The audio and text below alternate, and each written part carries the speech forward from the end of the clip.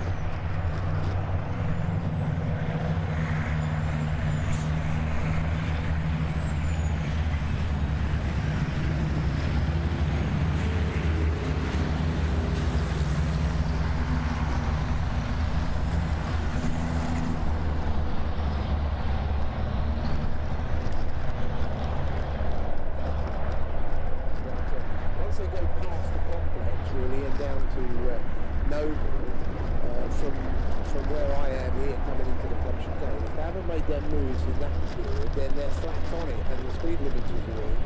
So it's almost impossible to make a move unless someone makes a mistake further around the circuit.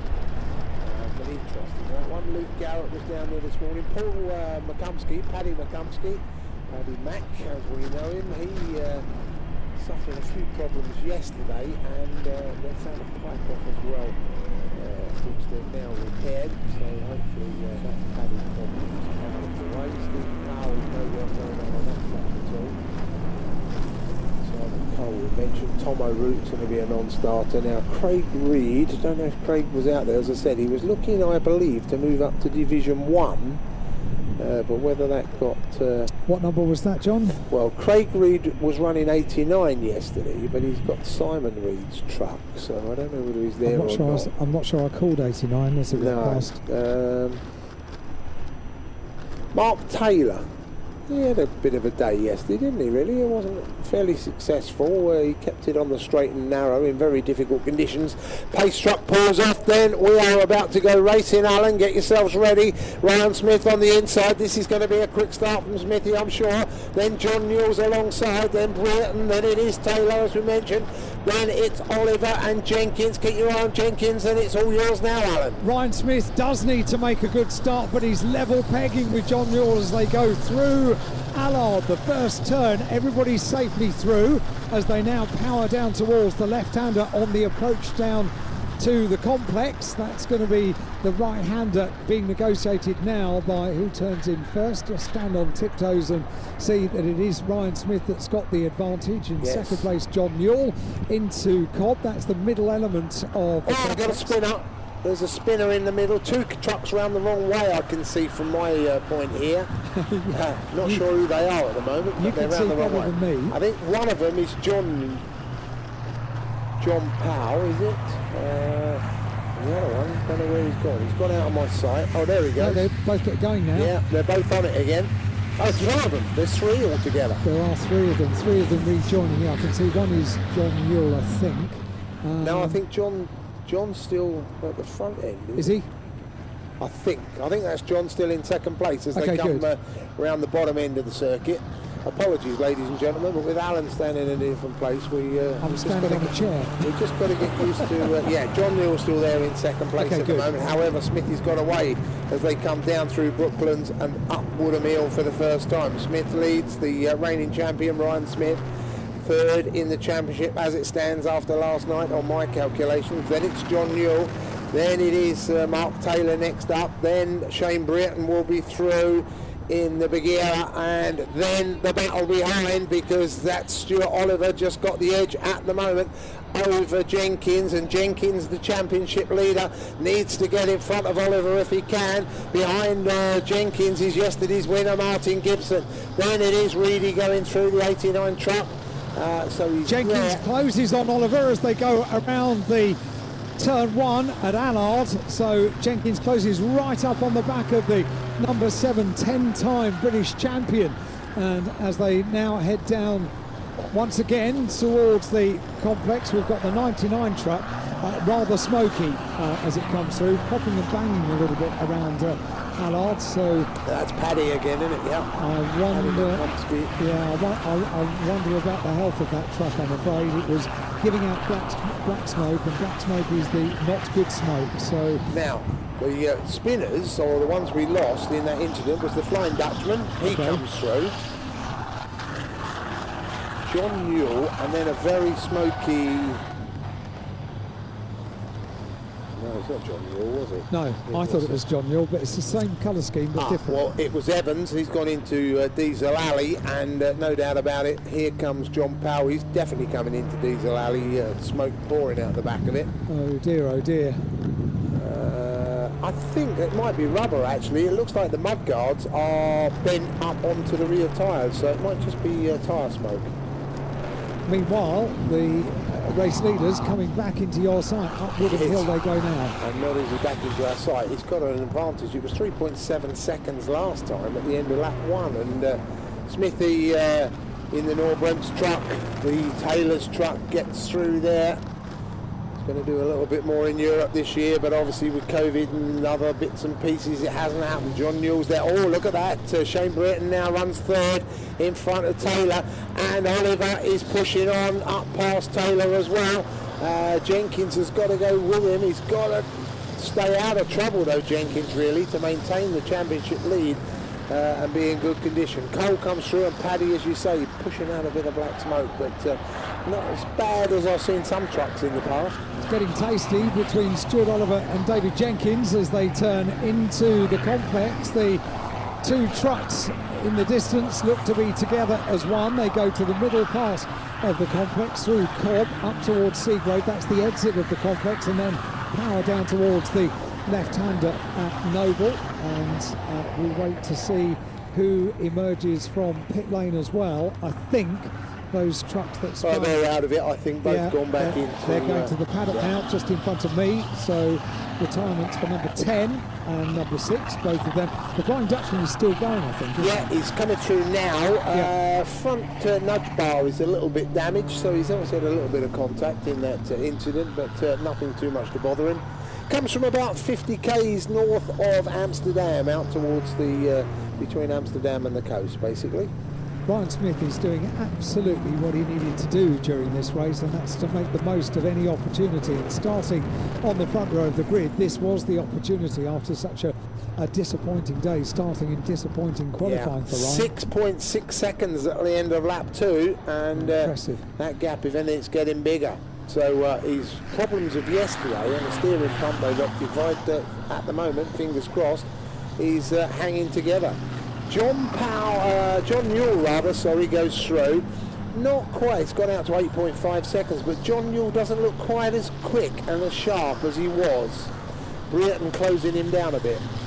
Here we go with Stuart Oliver right on the tail of Mark Taylor once again as they go down towards the complex, walk to the other end of the balcony. We can see them turn in. Yeah, but you've got to change in there because Gibbo's gone through as well and got in front of Dave Jenkins. Dave Jenkins, yeah, certainly has. And as they turn through the complex, it's still the same order. Taylor and Oliver. Oliver was having a little look as they went around Allard, but still he's tucked in behind Taylor. Meanwhile, Ryan Smith pressing on, ever pressing on towards Noble, the left-hander at Noble, back into sight at Goodwood and Village. Very quick back part of the circuit, fastest circuit in the country, of course, here at Thruxton. And I can see Ryan Smith now heading down towards the Wilson corner that is Church. He needs to make the most of this, and at the moment he's doing a perfect job of doing so.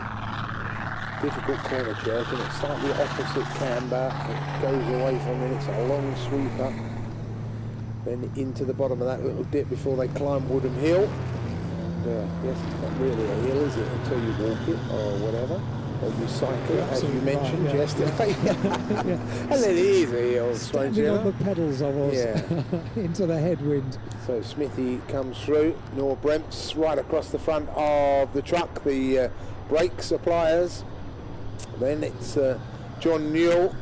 John's truck looking absolutely. Oh, Oliver comes across the inside. Oh, spin around. He gets a little tap. I think he came across the inside of the chicane, and Oliver's blown it. He's gone way back down. He got a little tap, I think, as well from as he came back across the circuit from Mark Taylor.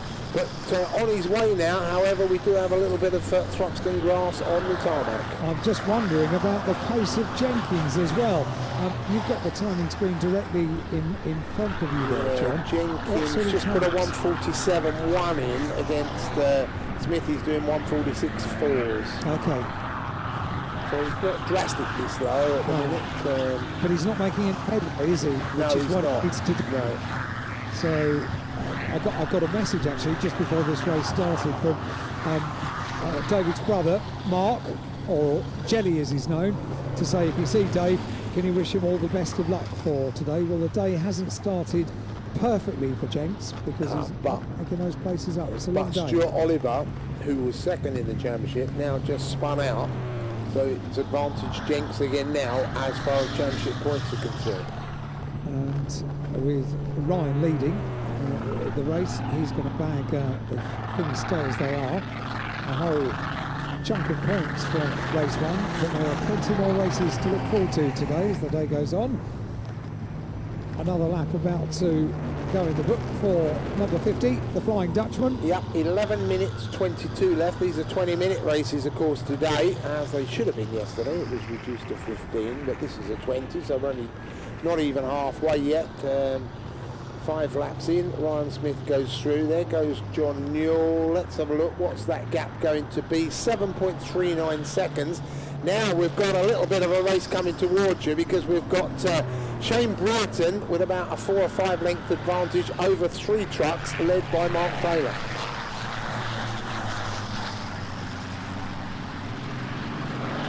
I've lost you, Alan. I don't know if you've fell off your perch or something, but not getting any commentary from you at the moment. So let's pick it up. Alan seems to have disappeared. Hopefully he'll be back very soon. Just watching that Taylor still leading that trio as they go down to the far end of the venue, down towards Goodwood. Back with you. Technical difficulties. I think you fell off your perch for a minute. It was like, you know. I've blown over the edge. No, Yeah. it's very safe here. I've got nice big barriers in the way. They're not. I'm just saying we've got a nice little battle coming on down. They're down at Goodwood now. It's Taylor leading with Gibson in the middle of the sandwich, and then Jenkins behind him. They've gone past you and down through the complex, and the gaps are still about the same. In front of them is Shane Brereton, leading by about 8 lengths, 10 lengths, something like that, of that trio behind. So nice little battle forming there, and Smithy will complete 6 laps when he comes through this time. And as I look out the window, there's the Flying Dutchman with Ryan Smith just about to climb all over the back of him as they go down the start-finish straight. So JP Dam Transport Truck will complete another lap, and here comes that battle. It's a great little battle, isn't it? I think there's 2 Jenks together as well. Yeah, it's Jenks up the outside, he cuts to the inside. Oh, Mark Taylor's made a little bit of a mistake, he's left the door open. That's let Gibson through, but Jenkins has lost out again, unfortunately. Jenkins not able to capitalise. He pulls out of the slipstream now, goes up alongside Mark Taylor as they go across the line, and they're back in your view.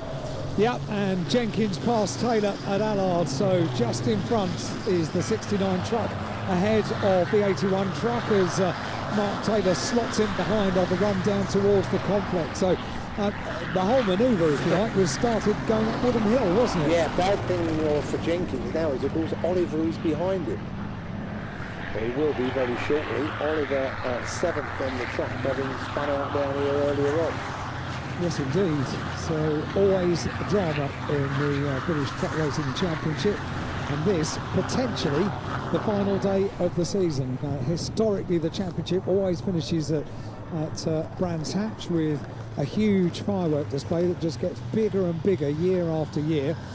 Well, it may finish here this year at Thruxton.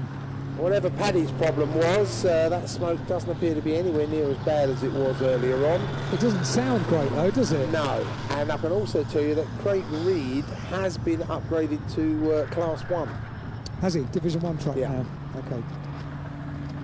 So, waiting for this quartet of trucks to head towards Church. Taylor's already through underneath us here at the complex at the Club Chicane. And as is John Newell. They're both past the Flying Dutchman. so that's Ryan Smith, number The 1. battle's on. The battle is on for sure. Gibson at the moment making the GT truck very wide indeed. And the GT truck rather. And Jenkins is pushing on now. He knows he's got to do it. For some reason, Brereton has gone backwards now. Must have been a little mistake for Shane Brereton. He's carrying good places. Jenkins right on the tail as they head through Allard, through the right-hander. They go on a left-hander on the approach to the complex. Campbell, Cobb, Seagrave. It's still the order with Jenkins having a look every which way. He's very, very close. Don't forget that on the previous time he was able to make the advantage. The advantage started at Church Corner, then up towards Brooklands and Woodham Hill. That's when the manoeuvre started, so they're still very much tied together on the run down towards Noble. I think Jenkins possibly biding his time, and he's got plenty of time yet. Still over 6.5 minutes of this race left to run, so we've got at least another 2, maybe 3 laps. as a couple of the slower trucks comes through, and that Simon Cole doesn't seem to be having the pace this morning that he had yesterday afternoon in the race. No. Andy McCumpsky. He really doesn't, does he? Simon Cole has just gone past me, actually, and it's very pedestrian, I think it's fair to say. Yeah. Smithy and John Newell, if anything, closing Smithy back down, isn't he? Yeah, that gap's gone back down to 4.6 seconds. A great worry, I don't think, for Ryan Smith at the moment as he comes through. However, that gap is closing. Now they're behind. This is what it's all about as they come into the club chicane. Jenkins trying to get the tight line, he can't get there. It's Gibson's closing that door, keeping it nice and tight through there, goes over the curbs, just a little bit squirrely mid-centre of the complex here as they come through the club chicane, and now they're down towards you again. Stuart Oliver climbing all over the back of the Shane Broughton truck, and now makes his move as well, so it's going to be Oliver back behind Jenkins on the road as well. Jenkins really pushing on, being cheered on by family members just underneath the Thruxton Centre here, but he had good pace once again as he went through Allard. It's still the same order. He's right on the tail as they go through the left-handed parts of the complex, through Noble and up towards Noble rather. So through the complex they go. They turn out at Seagrave. It's a right-hand turn on the run down towards the left-hander at Noble, and Jens was right on the tail of Gibson as they exited the complex, but still in the same order. What have we got, about 4 minutes left?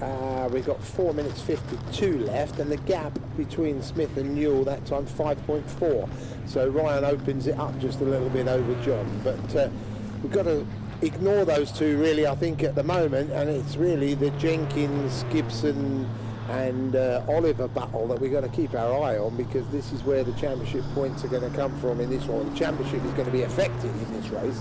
Here comes Ryan Smith now. He's opened up the gap again over John Newell, so there was a little problem for Ryan. He's obviously learning to work with it now, or maybe taking a little bit of a break. It looks like actually he's got a smashed screen on there.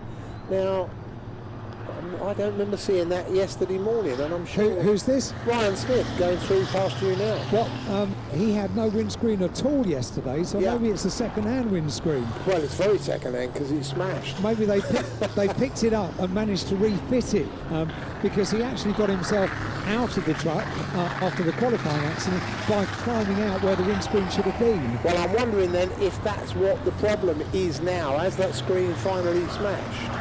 Very possible. Slowed for a couple of laps. Very possible. It's gone out to 6.6 seconds again now. Meanwhile, David Jenkins still on the back of Martin Gibson as they head through the complex. The two very much together as one, turn out of Seagrave, run down towards Noble now, and very, very close indeed, with Jenkins still right on the tail of Martin Gibson, but Martin Gibson keeping it absolutely neat and tidy, not making a mistake, and therefore not allowing an opportunity to present itself to David Jenkins.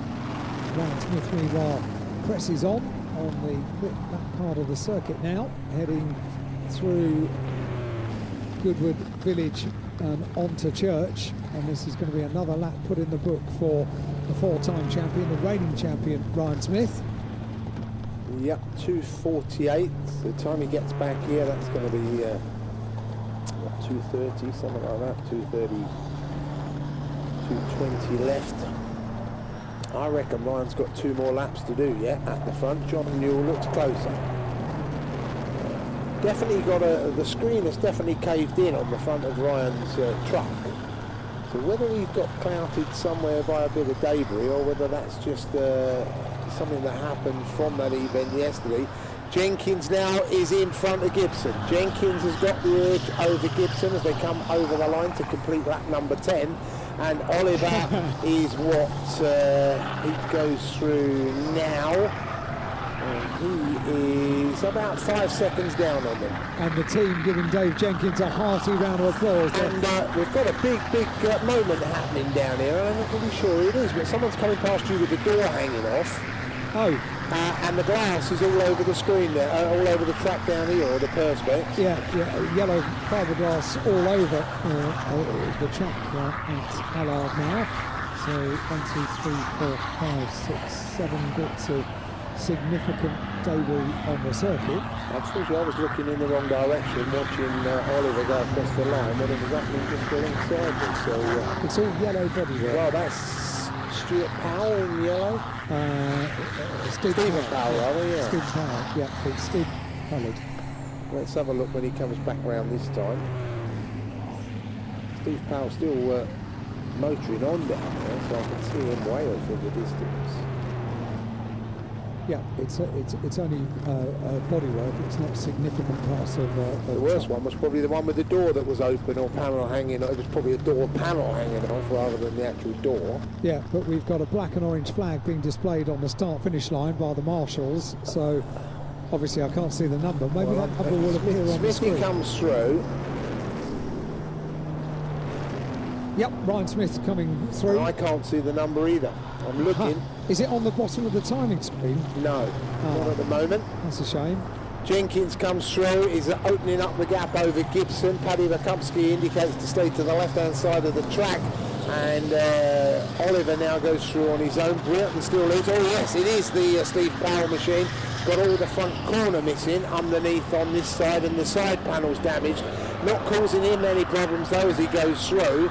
And the truck that took the brunt of that, I'm assuming, is just coming into sight now. And that is the second of the Taylor's trucks. That's Mark Taylor. And Mark Taylor, well, yeah, he's going to retire it out. He's got to. He's got more bodywork. Door panel just comes off in pit entry. I'm not sure if that's a door. It's actually folded right in half. So whether the door came open and someone clouted it, that may well be the case. But he's gone straight through the pit lane and back out. So whatever it was, he was coming in to get that door ripped off, and it's fallen off. It's an open side truck now that we've joined. Just hopefully nobody else decides to come into pit lane, because it's probably a little bit hidden from the marshals down here as well. And it's right opposite the pit lane entry. It's significant as well that still there are people running down the pit lane, but it means they're going to have to go live side to get to that, and that won't be allowed, I'm sure. So here we go. We're nearly checkered flag time. Checkered flag time, is it? Yes, it is. It was the last lap. Flag board was out, and checkered flag time. Ryan Smith takes the win then.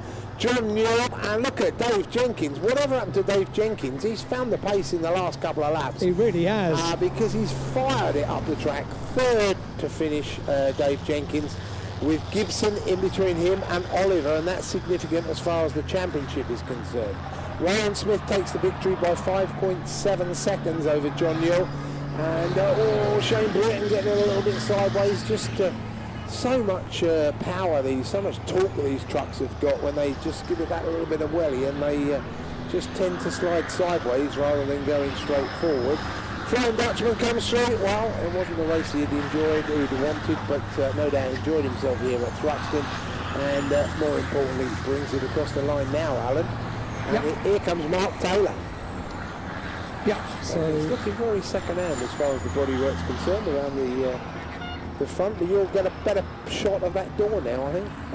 Or lack of, because I've got a perfect view into the cockpit from the right-hand side. You can see right the way in with the absence of the door. There's some... Well, the door has now been removed by one of the pit lane marshals. We picked it up. Doesn't look that heavy, so I'm guessing it's only a fiberglass panel type thing. Yeah, you'd kind of guess it would be really heavy, wouldn't you? Yeah. Well, he picked it up with one hand. Oh. So a bit like when you close the door on a Corolla Cup car, and you could literally close it with a feather. Yeah. They are so light. Simon Cowell, he comes through in the Team Hard, and he's just a little bit of showboating for the spectators down. A lot of spectators this morning, I must say, down here, more than we had yesterday, and great to see him out just getting this last little bit of winter motorsport. Everyone knows that we need to be cheered up. And unfortunately this might be the end of motorsport for the year, so I think every breath Or don't, you know, no, I don't think so. You're going to get touring cars in, I'm still really hopeful that we'll get the final round of touring cars. Yeah. Unless the MSA pull the plug on Motorsport 4 stop, then you'll get, and Dave Jenkins celebrating a little bit through here as well. So the announcement yesterday from Motorsport UK was that as of Monday they would be having discussions with the relevant government department about elite sports, and at the start of the year, the reason we haven't been able to have spectators at BTCC rounds was BTCC was declared to be an elite sport. Wow. I had an email as well yesterday evening from British GT, and they are hoping to run as well at Silverstone behind closed doors. Now, whether they've not been elite all year, but whether they can change it to that, I don't know.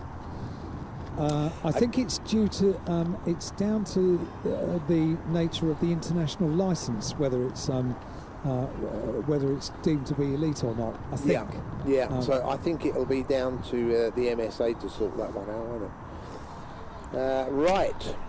15 points. No, not 15 points for Jenkins. He got Smith. He got the 15, didn't he? That gives him 139, 144. We'll do this live and talk you through it. John Newell was second. If you're doing points as you go, that's impressive. 130 for John Newell. Dave Jenkins third, so that's 15, 14, 13 points, and he got the fastest lap in class, so he will get 14 points. That gives him 154. Stuart Oliver. No, Gibson was next, wasn't he? Gibson was next. Okay.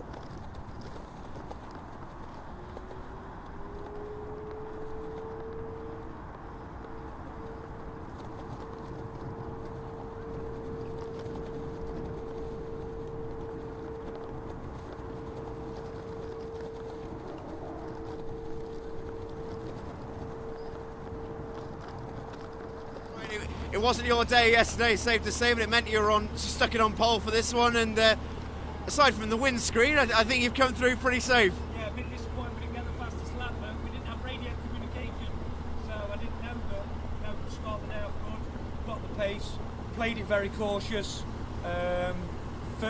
First race of today, really well. Truck felt good.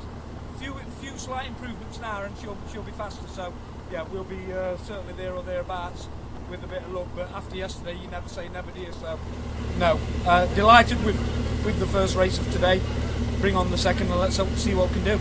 Was that a decision last night when you took that bit of damage in the last race, just to try and desperately just get it over the line, so you're in front We for this needed one? to get it over the line. We don't know if Brands Hatch is going to go ahead, and I don't think it'll be a championship with only 3 rounds. But if Brands Hatch goes ahead and it's a 4-round championship, we want to win it. So we're going to push until the end. But you know, we've had massive problems all year. But apart from that, there's bigger problems in the world at the minute, and you know, we're collectively work as one, keep moving forward, and hopefully things will turn out good for everyone. Well, congratulations on the win, Ryan. Great race. Thank you.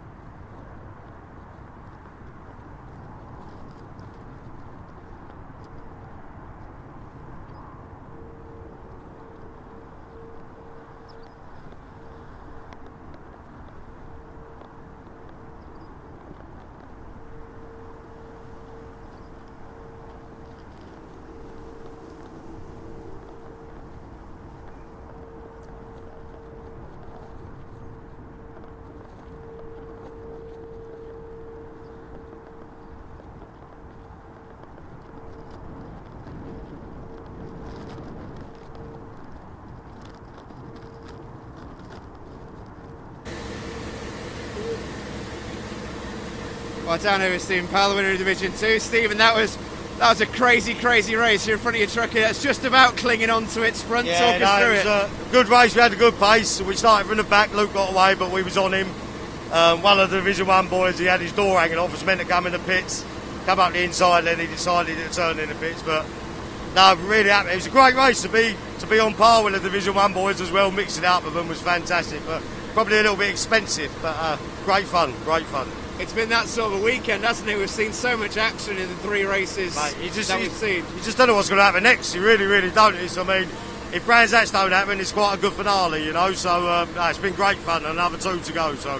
Well, if that's the case, it's certainly going out with a bang. Are you going to be okay for our next race here with what we've got behind you? Yeah, that'll be fine. It's only cosmetics, chuck a new windscreen in it, will be good. So. Well, congratulations on a great ride, mate. Thank you very much. Cheers, mate. Thank you.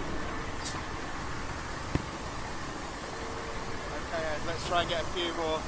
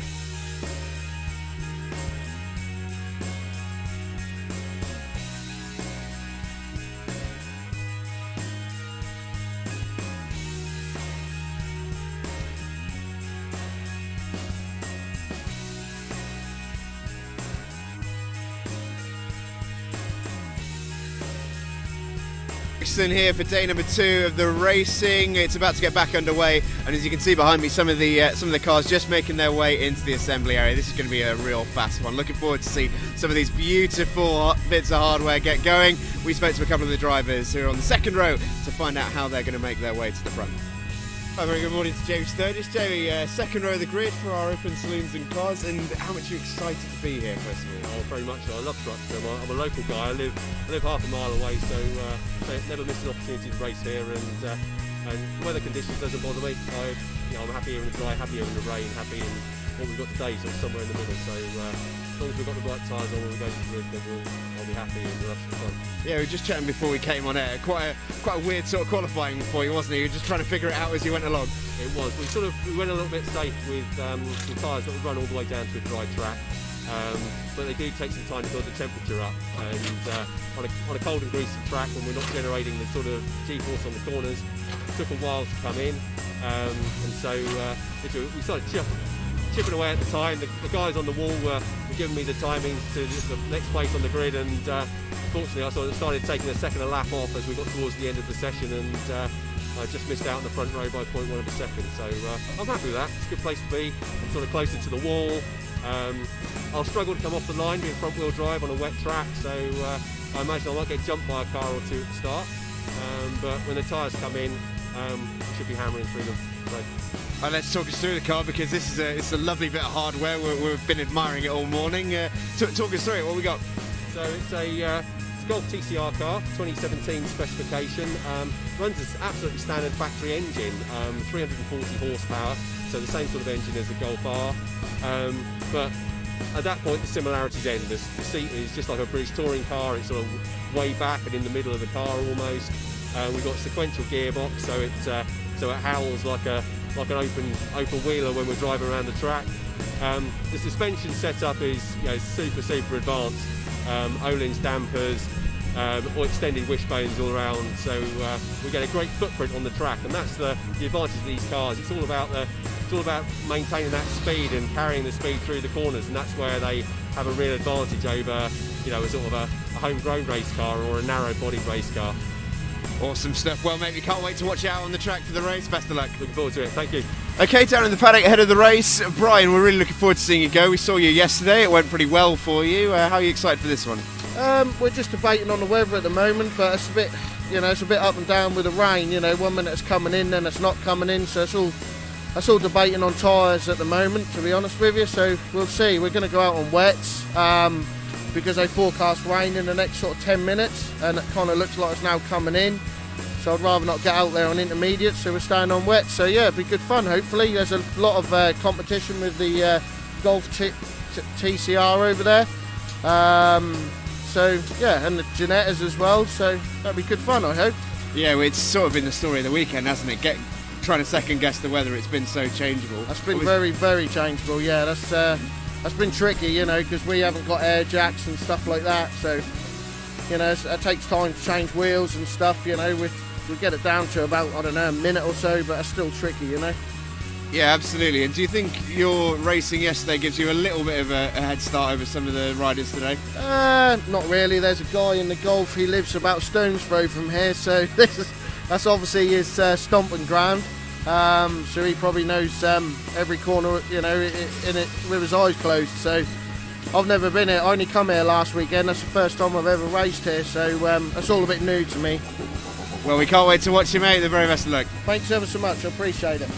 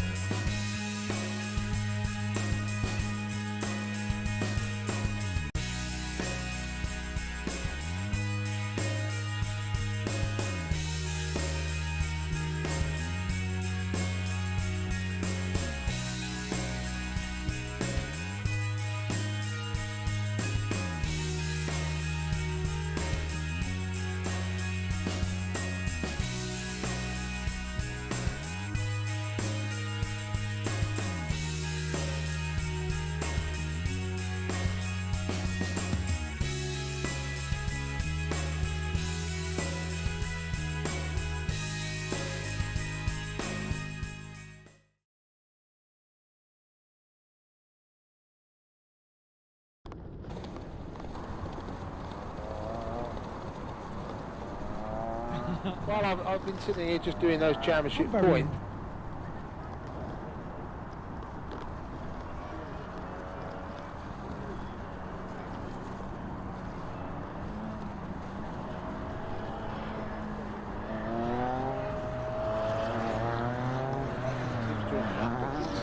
The last chance race, which is currently on at the moment, it was due to start at 10.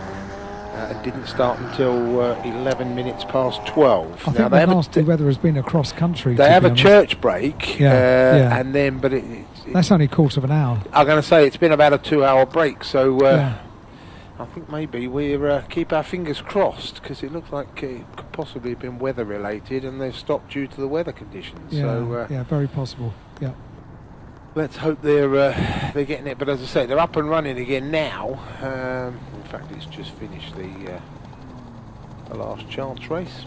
Joey Foster, Hey, that won the last chance race, so he'll go through to the semis. he's still a star in a Formula Ford. There's quite a few old names in there. Yeah. Rick Morris, 4th in the. Still a star in a yeah. Formula Ford. So yeah, 1 or 2 down there still battling it out, I think.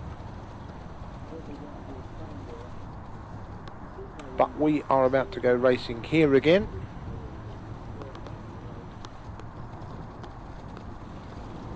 Obviously been some problems there because they're now cutting the race distances up at Silverstone down to 15 laps for the all-comers race. Sounds weather related, doesn't it? Yeah. Yeah. They have a fairly packed timetable as well, don't they? They do actually, yeah. It's a fairly finals not till the very last race of the day, so they've got to get that in whatever happens. Yeah. Well, I say whatever happens. It can't be run, can it? But they'll do that. They'll do their best. Yeah. Exactly that. So this is the Sports and Saloons race that we've got here, and I'm guessing we've only really got one sport. So no, there might be a second car. Is there? There's a second there's only open one. top. There's the Malak, which is quickest, but then there's another open top car, It's a a Caterham, Caterham. isn't it? Yeah. Caterham, yeah. The rest are all Saloons. Yes, they are. Yeah. Now they're being led round by the that Hendy Ford, the bright orangey yellow Ford. Nice looking colour. That I quite like that colour. There's a few of them here at Thruxton this year. Yeah, He pulls off into pit lane, but it's not a rolling start because they're coming up onto the grid. So I think that was just the outlap. I noticed they got the new Renault Alpines over there as well on display. You can buy vouchers to drive those different cars in either school guys or just as a joyride, I think. And looking very much like the old Renault Alpine until you look inside and it's got paddle shift and everything else in it. You can do a virtual tour of those cars as well if you go online. Yeah. You do a sort of a virtual reality tour of the cars, which is a rather cool thing in itself. As we mentioned yesterday, Thruxton Motorsport Centre website is the place to look. They've got lots of goodies and bits and pieces out there, and vouchers for Christmas. Already the countdown is on the grid. So let me see if I can find a grid for this one. That might help, mightn't it? Now that we've got the qualifying, for some reason that hasn't. Let's just see what we've got. There we go. And Clive Wood on pole, Chris Everall in the bright red Ginetta. Alongside him, Jamie Sturgis and Brian Branson on row 2. So Brian, we know that's the white car with the wasp on the side, and we had that yesterday. Dylan Popovic on row 3 with Dave Griffin, that's the Diet Coke sponsored car. And then Anthony Bennett and Ian Wright on the back of the grid, if you can call it the back of the grid, 4 rows. So not really a great deal of difference between row 1 and row 4. But we mentioned in Thruxton the driving centre and Thruxton Centre. You can hire the centre as well, although I think with the current lockdown, the Christmas parties and bits and pieces may be a little short. Yeah, the new Focus STs, the new Alpines they've got. Caterham 7 you can drive in. There's lots of Christmas gifts. Karting, of course, goes on throughout the year, and the driving experiences in Ferraris, McLarens, Astons, Porsches, you name it, they've got it. Jags, Fords, the lot. So if you're looking for something a little different for Christmas, maybe a voucher for one of the activities here includes a 4-wheel drive course as well, and that would be a nice little present to give somebody, and something that they can cash in when we're hopefully in post-COVID times, Alan, next year. Oh, well, what a lovely phrase that is. Post-COVID. Yeah, we'll look forward to that.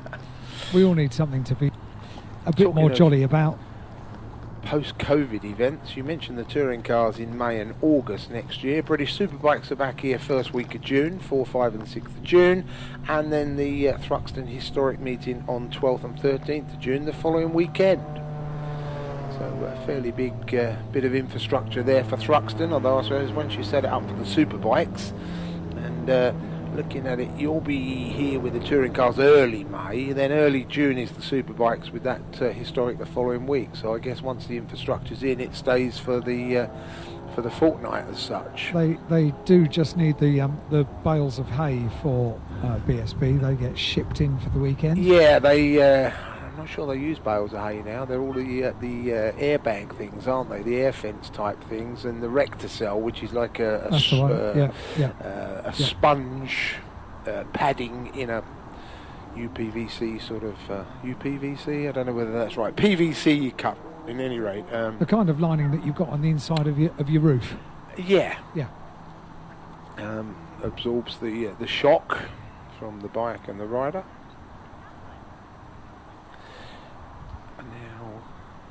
Grid being formed up, 20 minutes it's going to be. I don't think there's any doubt about it. Looking at the qualifying time, Clive Wood should win. Yeah, yeah. 1:27.320. All things being well. That Malak, great car, aren't they? The Malaks. Fantastic enduring car over the years. Clive Wood has been 50 driving odd Malaks. years old, I think. I know. Yeah, it's like. And they're front-engined sports cars. Green flag shown. You presumably can't see the lights, which have just come on. They go out, and we're racing. Yeah, we certainly are. Let's have a look. Who gets the best of the starts? The Caterham gets a good start. It's going to be up into second place and slots in just in front of the Ginetta. So best start was from pole position, as you would expect, Clive Wood. But a very fast starting Caterham got the jump on the Ginetta on the front row of the grid. That's Anthony Bennett in the number 124 Caterham.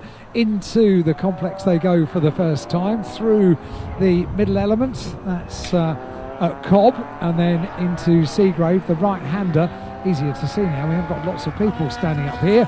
And now on the run towards Noble, that's the left-hander. They go out of our view over at the complex. If we were in the commentary box over there, they're out of my view before then, when I'm speaking from the top of the Thruxton Centre, from the balcony, and then they'll come back into view when they emerge from Goodwood down towards Village and then on towards Church. And already Clive Wood has got an advantage, hasn't he, and is fair streaking away, as really you would expect. He is the sports car surrounded by a whole bunch of saloons, but great that we've got these open races for the sports and saloons.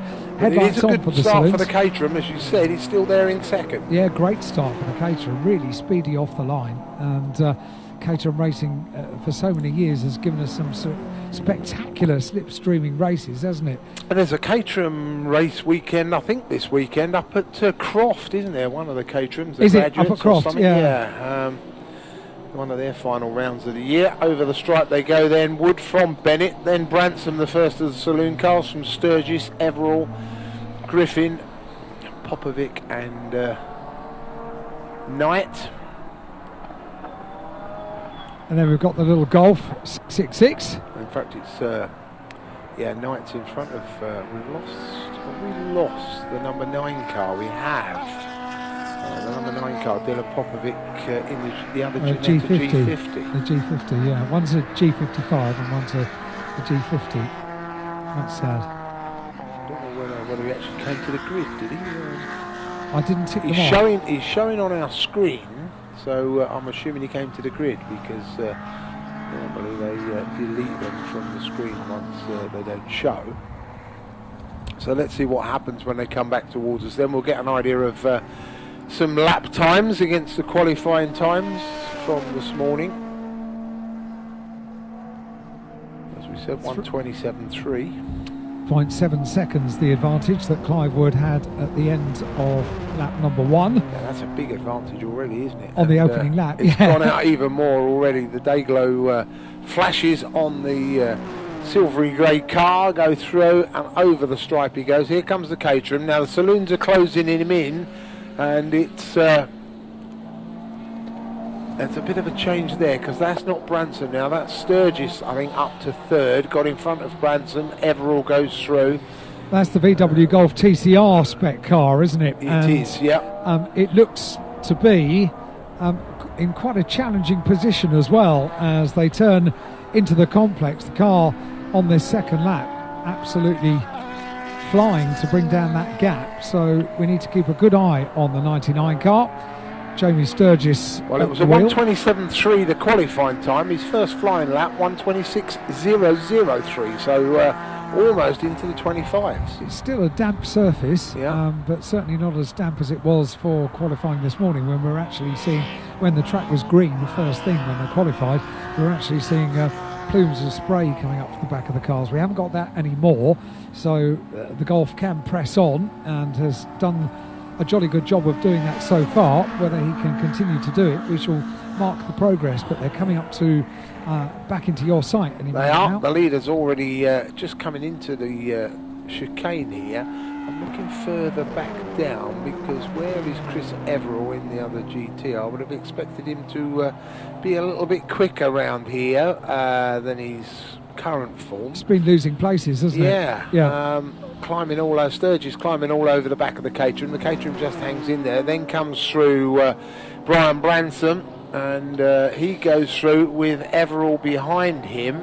And look at the Golf as they come round Allard now, much closer to the back of the second place Caterham, very close indeed. It's wonderful sports and saloon races, isn't it? You get that slightly unusual look of a rather large saloon. The VW Golf TCR is a pretty big car, and the nimble little Caterham sports car, it's got past. I've commentated on a few, as I said, of the Welsh sports and saloons, and they are very similar. Yes. And it's...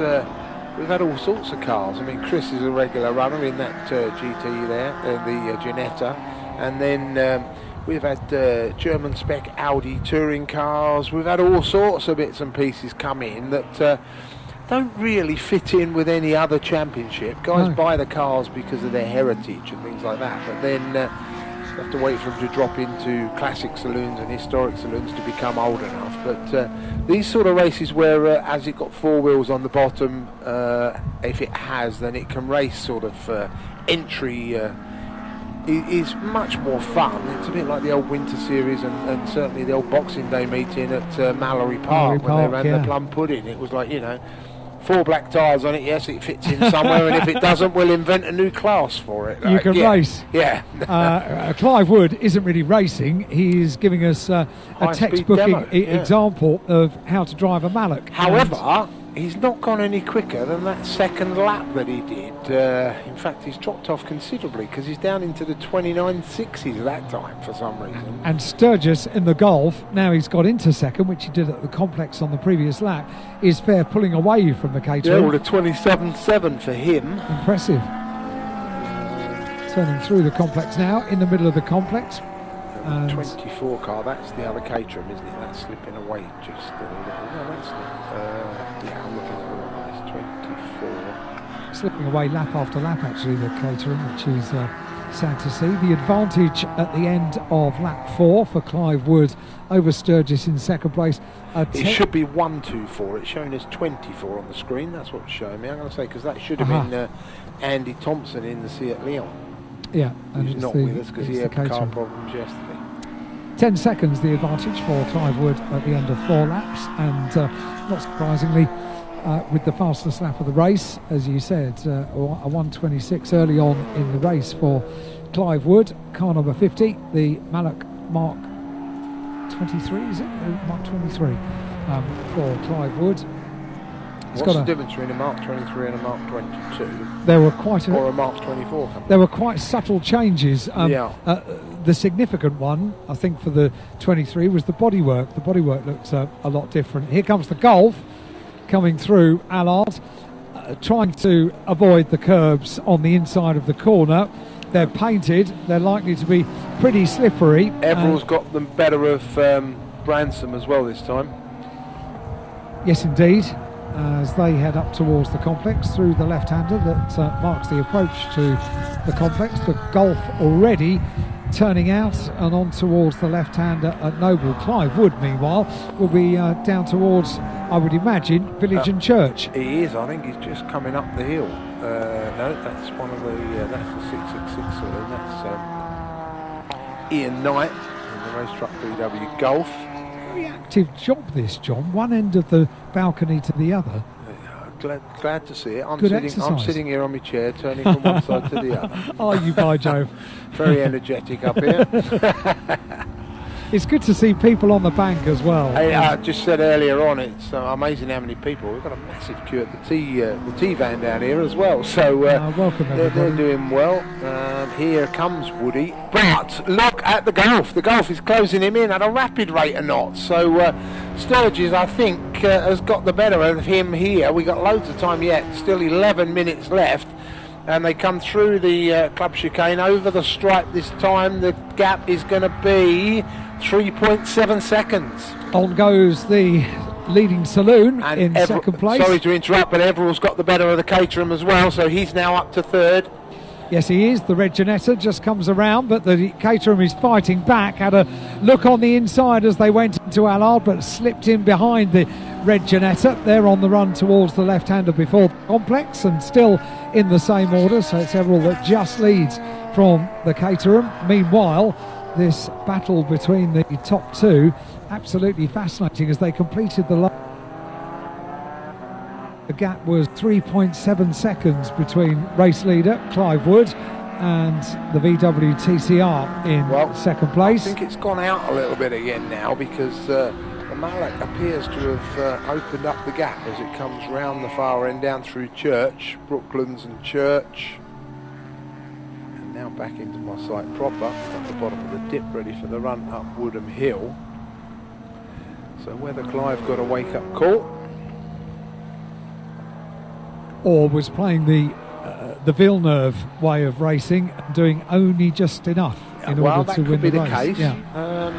To look well, after. It looked like he got away on the quicker part of the circuit, but certainly the Golf is back with him again. I think that gap has gone out. 3.7 over the stripe, 4.08. Well, it's gone out 0.3 of a second. Well, Sturgis didn't look as quick through Allard this time, and the engine note didn't sound quite as high revving as it did on the previous lap. So maybe biding time, as you said. We've got plenty of time left in this race.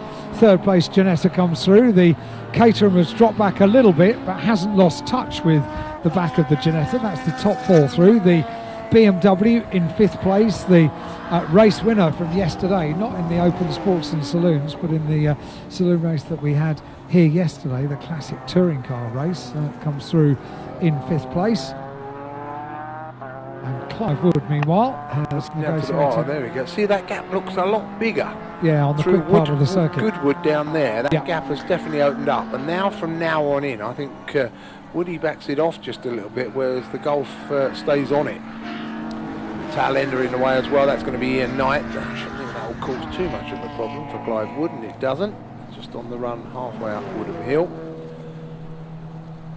Into the club chicane, although Wood a little bit wide coming in there, but a nice smooth run through. And this time I would say definitely that gap has opened even more. So as you say, perhaps it was just a little mid-race, I'll have a little break here. Yeah, just be mechanically sympathetic. I wonder also what the lap times are now for Sturgis in second place. 1:23.616 for Wood. That's the fastest lap, and that was his quickest lap that he's just done then against a 1:25.920 the last lap for Sturgis. He's done a 1:25.89 before, 8.7 before. So the gap extends at the end of 8 laps to 6.3 seconds. We've got 7.5 minutes of the race remaining. And the weather stays good as the BMW comes through, the number 26 car of Brian Branson, E36 M3, that car, which went very, very well indeed yesterday in our 2 handicap saloon races. Which you and I best forgotten now. Which you and I thoroughly enjoyed working it was good fun, wasn't it? Very good fun. It was really good fun. There's another of the cars that were out there. That's the 34 car going through. David Griffin. Yep, the Diet Coke liveried car making its way through. Here's the leader again, back towards us to complete lap 9 this time, and the gap has come down again. Unbelievable. That gap has come down. Woody, I think, as you say, just possibly looking in his mirror, gets a glimpse every now and again and doing what he needs to do. It's back down to 3.5 seconds. Clive Wood is teasing us and the VW with the prospect of the two of them getting together on circuit and vying for the lead of the race, and as soon as the VW does get close, seemingly Clive Wood can respond with another blistering lap in the manner, as you would expect. So we are being teased with the prospect of this being a run to the flag. Well, the previous lap Wood put in the fastest lap of the race, a 1:23.6. That lap was a 1:28.8, so 5 seconds slower. Interesting. As you say, perhaps he's just playing with us all. well, you don't know, do you? But it's good to have them all together, and we thank all of them and the crews that run the cars for giving us a race this weekend at very last minute notice. Yep, just under 6 minutes of the race left to go, as he comes up Woodham Hill, and I think he's just give it that squirt again, because that gap's just opened up just a little bit visibly as they come in. I think Sturgis a lot quicker into the club chicane than the Mallock, so that's possibly where he gains a few feet, because it looks like the gap's there when they go into the chicane, into the braking area, but then during and on the exit they seem to have got a little closer. It's gone out though to 4.15 this time, and Wood comes down to a 1:24.606 against Sturgis's best lap of the race so far, a 1:25.217. Meanwhile, down here, trucks are appearing in the assembly area for the second time today. They're getting themselves ready as the Ginetta in third place makes its way through. The number 69 car heads through Allard, and Luke Garrett has appeared in assembly, getting ready for the second truck race of the day. Well, I'm looking for Clive Wood again, and is that Woody over? Yes, it must be overtaking a tail ender. That, in fact, is probably the Dave Griffith car. Up Woodham Hill they come. This will be lap 11. 4 minutes to go. Now, is Griffin going to get in the way of the Golf, and he cuts the door through as they come through the chicane. The Golf will be ready to make the move surely as he pulls straight out. Up alongside Griffin goes the Golf, so nothing really lost there at all, and as they go across the stripe the difference is 2.829, closest it's been all race. I reckon that this is going to be a quicker lap for Clive Wood, judging on the tone of the engine through Allard, and the perfect lap after lap, the perfect racing line, just avoiding going as close as he can to the potentially very slippy painted curbs on the inside of Allard, and then on the run towards the complex, beautiful lines as you would expect. Very nice handling machine as well, the Mallock Mark 23. Our friends from the emergency helicopter take off again. Oh yeah, in and out a couple of times this morning.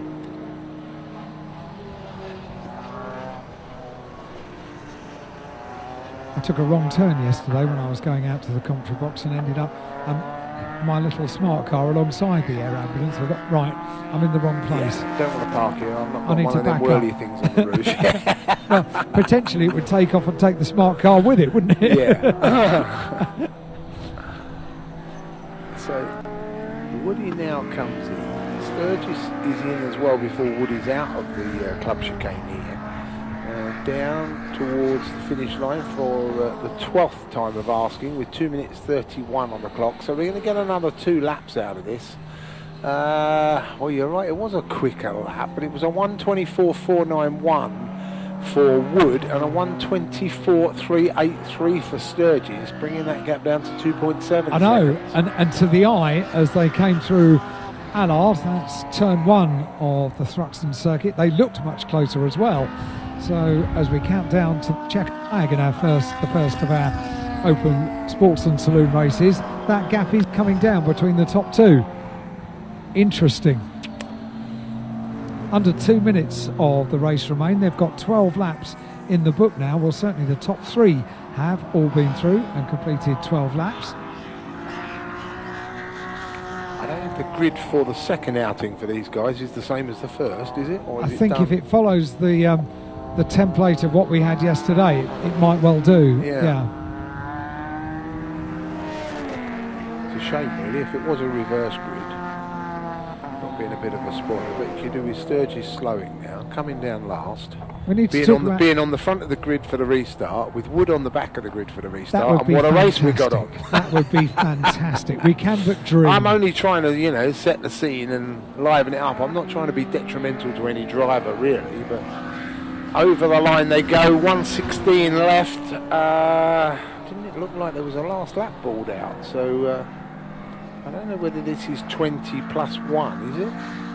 It was just a straight 20. I would have thought it was just 20, and then check no last lap balled out with 50 seconds remaining, so they're not going to get another lap in after this one. Two local drivers as well, of course. The VW Golf in second place, Jamie Sturgis, is from Andover, just a few minutes down the A303, and so too is Ian Knight in the race truck entered VW Golf, both of them from Andover. So, well, and also really Clive Wood, the race leader, not a million miles away. He's only down in Southampton, so that's what, 25 mile down the road, something like that. Not too far at all, half an hour away. And we've got also Anthony Bennett in the Caterham from Salisbury. Now I'm looking across the far side. Who can I see? Oh, there it is. The Malak's got it quite comfortably again now. Sturgis is not going to catch him. Last lap flag being ready, is the board being ready, is anything going to happen? There's a safety car with lights on in the pit lane, but we won't go into safety car in this race now, it's too far gone. Checkered flag is being prepared. Yeah, checkered flag. And it goes to Clive Wood. And it goes to second place, the VW Golf. So a sports car and a saloon car. 780 seconds. Yeah, super stuff for Clive Wood, BARC council member. Sturgis there, again, just a whisker quicker than Wood on that final lap. It's 1:24.708, 7:04 rather, against the 7:28. I'm with you on this. I think we should have a complete reverse grid for the second grid. That would be fantastic. Chris Everall brings through the Ginetta. He will take third.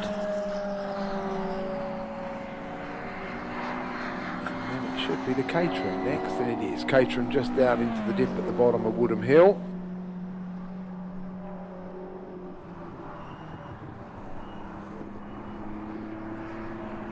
Anthony Bennett.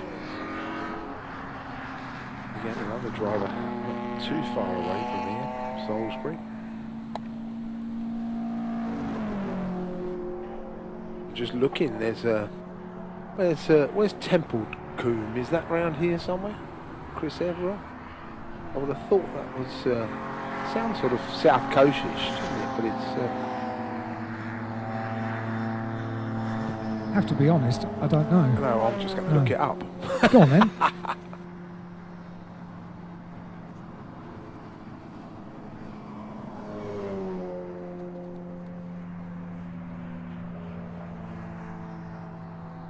Temple Coombe, it's a village in England.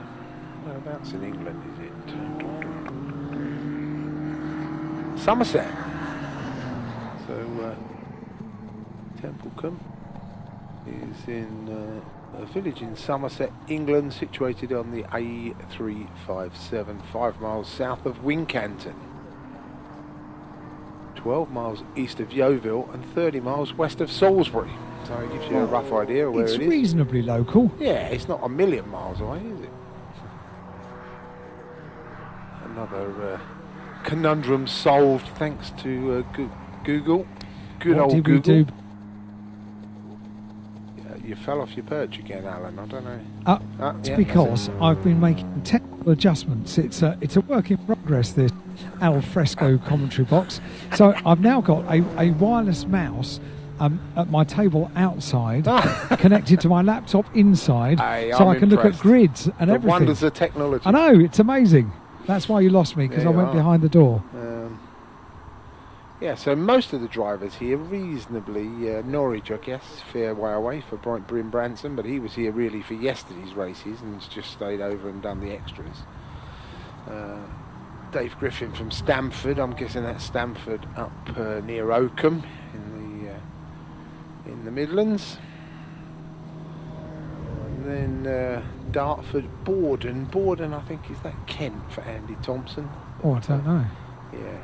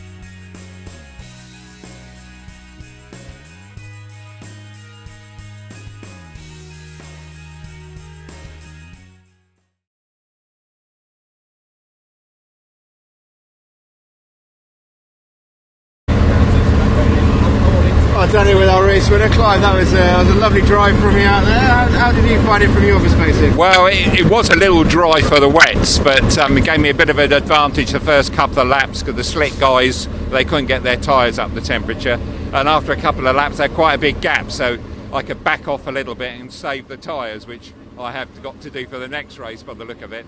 No, but it was quite good. It's still a little bit slippery, but it's nearly dry. And in terms of your car itself, it looks like an absolute dream to drive. Talk us through it a little bit, because it's a remarkable bit of kit. Yeah, the Clubman's sports car. We've got our own championship that I've won this year, by the way. So you can, and as I'm a director of the BARC, I thought I'd come and do a race with the BARC, and this was slotted in to try and get the numbers up, although we haven't got many here, to try and utilise the track time. But it's a great car. We're about 10 seconds off the pace still, so if it dries up, which I don't think it will now, I thought we might go a bit quicker, but no, it's really good. Well, great to speak to you, Clive. Best luck for race 2, and we look forward to watching you again. Great, thank you.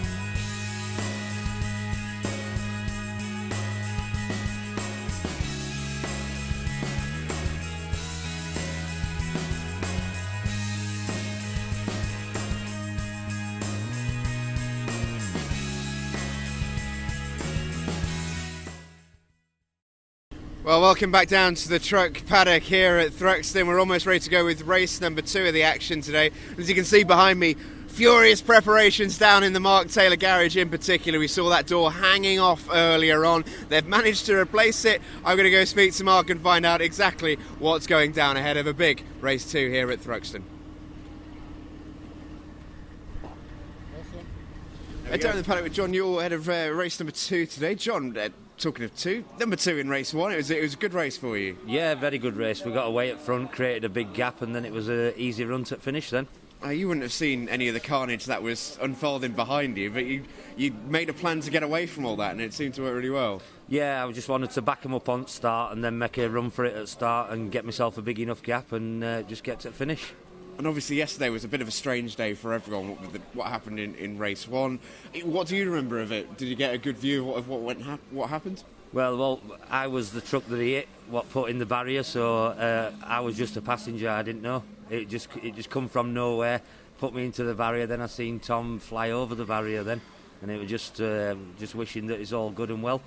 It was such a crazy day in so many ways. Not just what happened there, but then the racing in the dark last night, the craziness today. It just feels like this weekend is going out with a bang. We might not get the fireworks at Brands Hatch next week, but they seem to be here at Thruxton. Yeah, I think Halloween's playing its part, isn't it?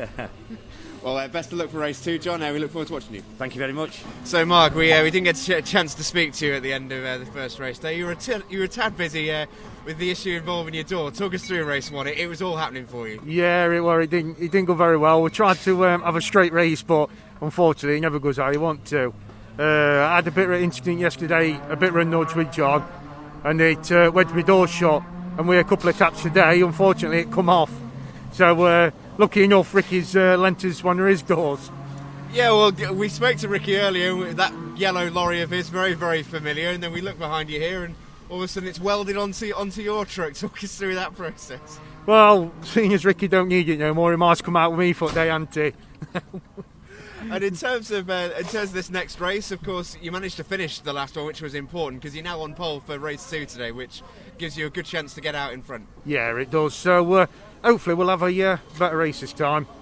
And it's all things go down in the garage as well. How well have your team done to get you going out of this race? Oh God, they're doing all they can now to get going on both lorries. So we'll both be out next one. Well, it's very short. We can't wait to watch you, mate. Thanks a lot.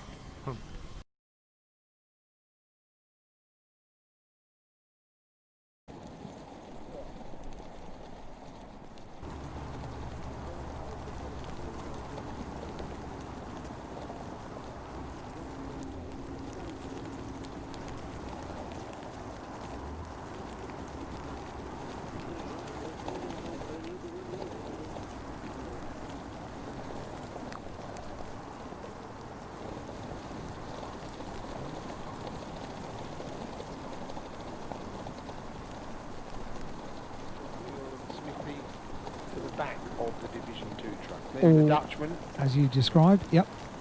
And Paddy McCumpsky will come across onto the outside of the front row for Division 2. Simon Cole and Luke Garrett. So Garrett's got the advantage here. Garrett second in the championship at the moment on 145 points. That's 10 points adrift of Steve Powell. Steve Powell in the yellow truck will be a row behind him on the near side, so perhaps if you can keep your eyes on it all, then it's the white and green truck of the Garrett setup versus the yellow truck of Steve Powell on the outside. 32nd board being displayed. Grid is complete, I think. Yep. Or as we expected it to be. And soon to get the green flag pace lap underway.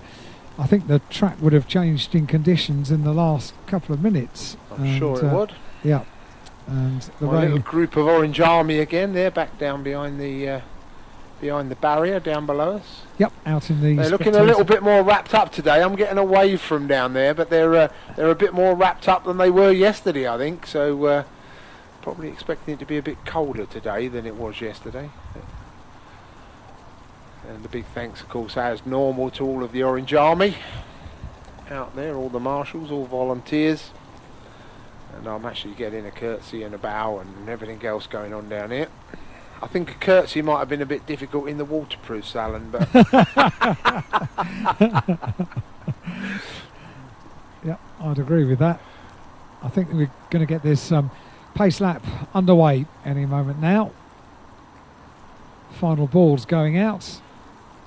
The Lennon pace truck at the front of the field will be given the word. Oh, hang on, I think we might have a start delay. yeah, we've got officials walking back onto the Yeah, we grid, I have. think. So the board that went out was a start delayed board, which would generally indicate one of the trucks has stalled and needs to restart. I don't know what the problem is. It looks like it's around the Luke Garrett area.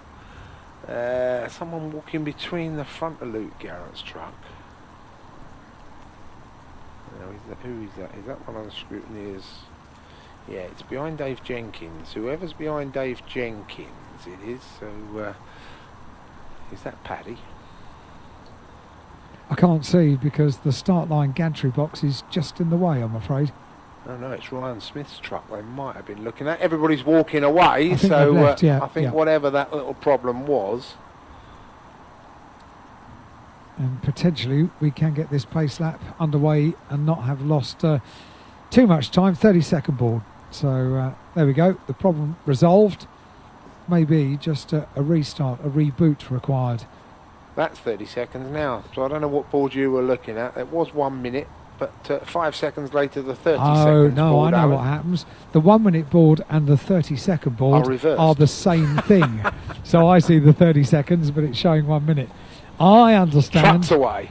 So, trucks away indeed. The Lenham BTRC pace truck leads the field with Mark Taylor. I see. So they're signalling to me down here that there was a problem with the windscreen wipers on one of the trucks. The wipers were down rather than up on the screen or something. So I think I've understood the sign language reasonably well.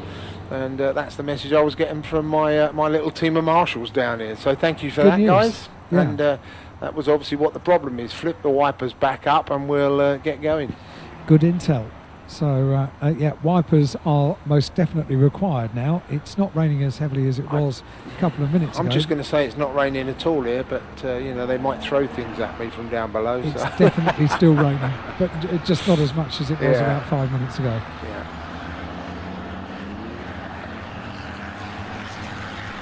You carry on making comments like that. I'm going to shake my anorak over you at the end of the day. You won't.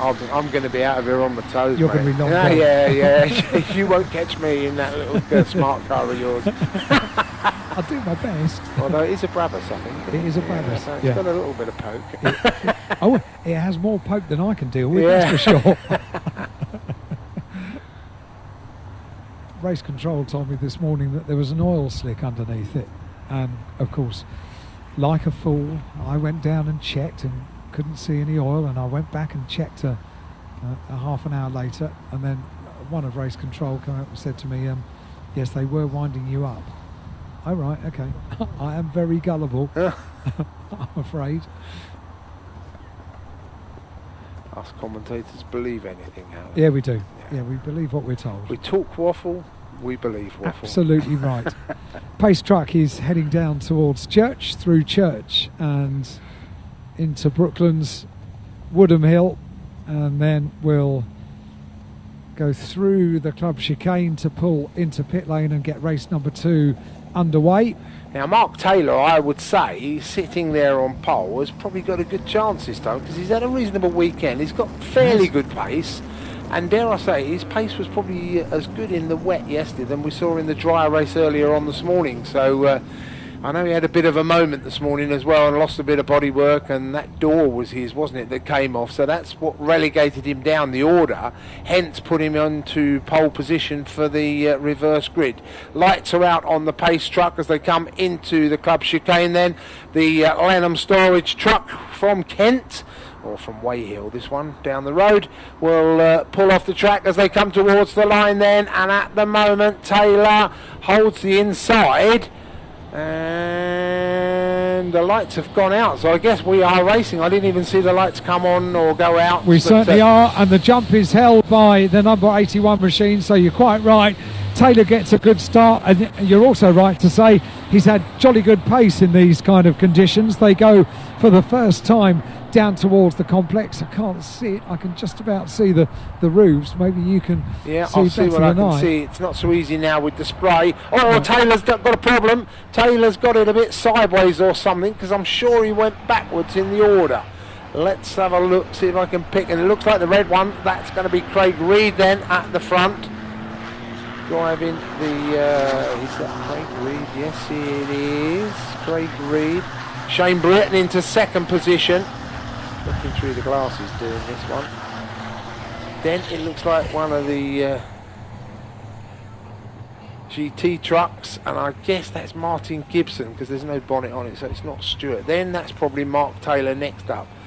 Oh, could that be Smithy and then Taylor? Well, we shall see. It's definitely the red one that leads. I can tell you, Stuart Oliver is struggling a little bit at the moment. He's down towards the back end of the pack as far as Division 1 is concerned. Powell is still very much on the case for Division 2 as they come back up Woodham Hill this time. Yep, up Woodham Hill, back to the club chicane, and it is the red machine of Craig Reed that leads. Yeah, definitely Craig Reed leads them into the chicane here. Shane Britton in second position. Then it is Martin Gibson, so a good start again for Gibson in the GT truck. And Taylor up alongside him now, looking to make up for that mistake, but Jenkins is there in fifth with John Newell. Then we get a bit of a gap, and who was that after John Newell? I got a feeling that's the Taylor truck. Well, hang on, that's not right. Ryan Smith and Gibson were side by side through it was Allard. Smithy, yes, it's Taylor that slipped away, so Smithy now making up the ground. So Ryan Smith and Gibson side by side through Allard. Let me see if I can stand on tippy toe and see. I can tell you, Garrett leads Division 2 from Steve Powell.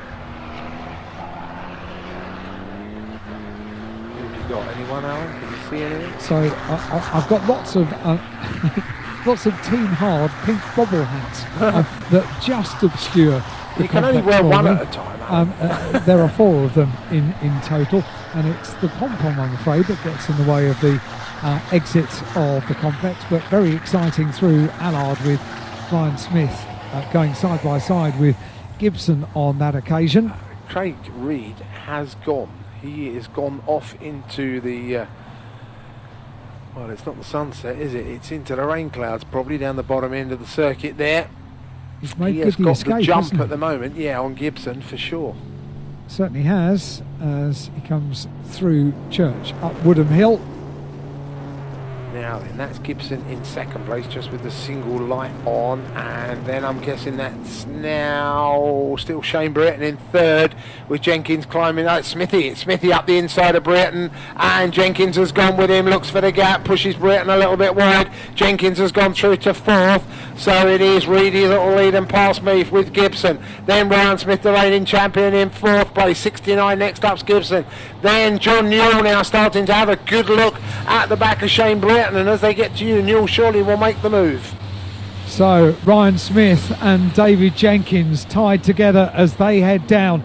The Division 2 battle, as you rightly said, very close indeed, isn't it? As they head through and go down towards the complex. But Ryan Smith and David Jenkins, rivals in this championship for many, many years now, find themselves together on track once again. They're through the complex, heading towards the left-hander at Noble. You might be able to see the tops of the trucks. Well, I was also watching the Evans-McCumpsky battle. Paddy Mack, not been having the best of weekends, seems to have found a little bit of oomph this time, because they're having a little bit of a race there. Okay, I know they're at the back of the pack, but still enjoying themselves. Down at the bottom end, well, it's a case of there's the pack. Now look and see what you can see through the gloom to pick up the rest, and it looks like Gibson's with Reedy. Gibson has closed the gap on Reed as they come round the bottom end of the circuit. Down there it is. Gibson still second though. Reed still just about holds the advantage. Then it's Ryan Smith in third place. Down through Brooklands they'll come, and up the hill again back towards us. Reedy under some heavy pressure. It's all going to be here, I think, when they get to the club chicane. and Reedy a little bit wide, possibly leaving the door open for Gibson as they climb Woodham Hill. Gibson goes up the inside, looks to take the lead again. Took the victory yesterday afternoon and now leads this one through into the club chicane, and out of the club chicane they come. Reedy a little bit quick, clips probably a little bit too much curve, but then it's Smithy as well now that's made the move, and Jenkins is going to go with Smith surely up the inside, and they're into your side. He certainly does, yeah. Smith and Jenkins are both going through, so Craig Reed hung out to dry there and goes down into 4th place around Allard. So it is Ryan Smith up into 2nd place, David Jenkins there in 3rd place, and the both of them very, very close indeed on the run down towards the complex. They are still in that same order as they go through the middle part of the complex, with the new 4th place truck of Craig Reed staying very much in touch with them just in front as they go through the complex and head out towards Noble once again. But these two Jenkins, Gibson has got away again at the front. He's certainly opened up quite a little advantage at the moment. And as far as the championship points are concerned, this battle between Ryan Smith and David Jenkins, very important indeed. Yeah, well, Smithy was 3rd when we started this one on my points tally, so Jenkins probably happy to stay behind Smithy. It's still Stuart Oliver that he's got to worry about, but Stuart's as I said, still struggling just a little bit in this one. He's a couple of places down on that battle we're talking about. They come through Church again and back up the hill. Let's have a look what's going on time-wise. Jenkins is quickest with a 1:43.789. And we've got 13 minutes left at the moment as they come into the club chicane again. Gibson leads though quite smoothly in here this time, with Ryan Smith in 2nd, Dave Jenkins 3rd, then the early race leader Craig Reed 4th. See, Dave Jenkins and Ryan Smith are both out and out racers, but when you want to win a championship you've got to drive cleverly and not do more than you need to do. Watch now, because the number 7 trucker Stuart Oliver still being held up by Shane Brereton in the Ollie James truck. He looked to make the move here, but then the Stuart Brereton truck made itself very wide indeed, and the gap just diminished. Yep, and in turn Stuart Oliver needs to be careful because he's got John Newell's truck right behind him. The lone number 41 Team Hard machine comes through Allard now. Perhaps I should have shut up early on, because it looks like Paddy Mack's out of it. It slowed drastically this time as he comes down through Church, and I think he'll be visiting Gasoline Alley if it gets that far. I think it's going very, very slow indeed now. Flying Dutchman through. It's not Gasoline Alley though, is it, John? No, it's Diesel Alley. Thank for you. these. Sorry, mate. Only for the truck races. Yeah. And the Flying Dutchman comes through Allard now, and pretty much in isolation on the track as he was in race 1. Yellow flags are waving at the bottom of Woodham Hill, and that's because of the slow Paddy Mack truck. But Paddy's going to be way out of the way before they even get there, so that could affect the order as they come up the hill. And let's have a look. There's no change, so Gibson leads, Smith 2nd, and Dave Jenks in 3rd. They come through almost as an 18-wheeler though. They come through there together and on their way towards you. Reedy a bit of a lonely 4th place now. Stuart Oliver up to 5th. Got past Brereton, so watch Oliver now start to make his move. Now John Newell's got to make the move on Brereton as well. Mark Taylor though, the pole sitter, now being pushed hard by Lukey Garrett, and Spooky Lukey pulls out to make that move. He leads Division 2, don't forget, but the championship leader is right behind him, so it's 1st and 2nd in Division 2 in the wrong order as far as the championship's concerned on the track. So Powell leads the championship from Luke Garrett, and it's going to be down to points and fastest laps again for these two. I'll try and work that one out. Top 3 were in the same order as they went through the complex. David Jenkins right on the tail of Ryan Smith, which pretty much plays into the hands of the race leader, because as long as they're in their battle for 2nd and 3rd, Ryan Smith with Jenkins, then Gibson can keep that little gap between himself and Ryan Smith, who every time as he comes across the line and heads into Allard looks to be carrying a huge amount of pace, and Dave Jenkins just goes with him. It's very impressive lap after lap, and the trucks are always impressive, and it being Thruxton Circuit, of course, that's what you would expect on the fastest circuit in the country. The top three once again coming up Woodham Hill and back into your side. They are indeed, and as far as Division 2 is concerned, it'll be exactly as it was when we started, because at the moment it'll be 15 points for Luke Garrett if he can hold that number 1 spot, 14 for Powell, but Powell has got the fastest lap, so they'll both get 15 points, so there'll be no change in the number of championship points separating them. But here comes Smithy now. Smithy looking to make it win number 2. He's up alongside Gibson. He's not quite got the legs. Up towards you they come. It'll all be about the complex, and I think Gibson's got the better run. He almost got alongside the rear axle, but then had to slot in behind as they went through Allard, so it's still the same order, but Ryan Smith was almost alongside, his front axle almost up to the rear axle of the race leader. They turn through the complex still in the same order, so it's still Gibson from Smith from Jenkins, and they'll turn out of the complex, head down towards the left-hander at Noble. If you watch Division 2 as well, you can see Luke Garrett's moving around on the track, making that track very wide, and on the truck, making the truck very wide rather, so that Powell can't get the run at him when he needs it. So 2 battles, 2 races within the one, the overall Division 1 race and the Division 2 race as well. Very, very close indeed.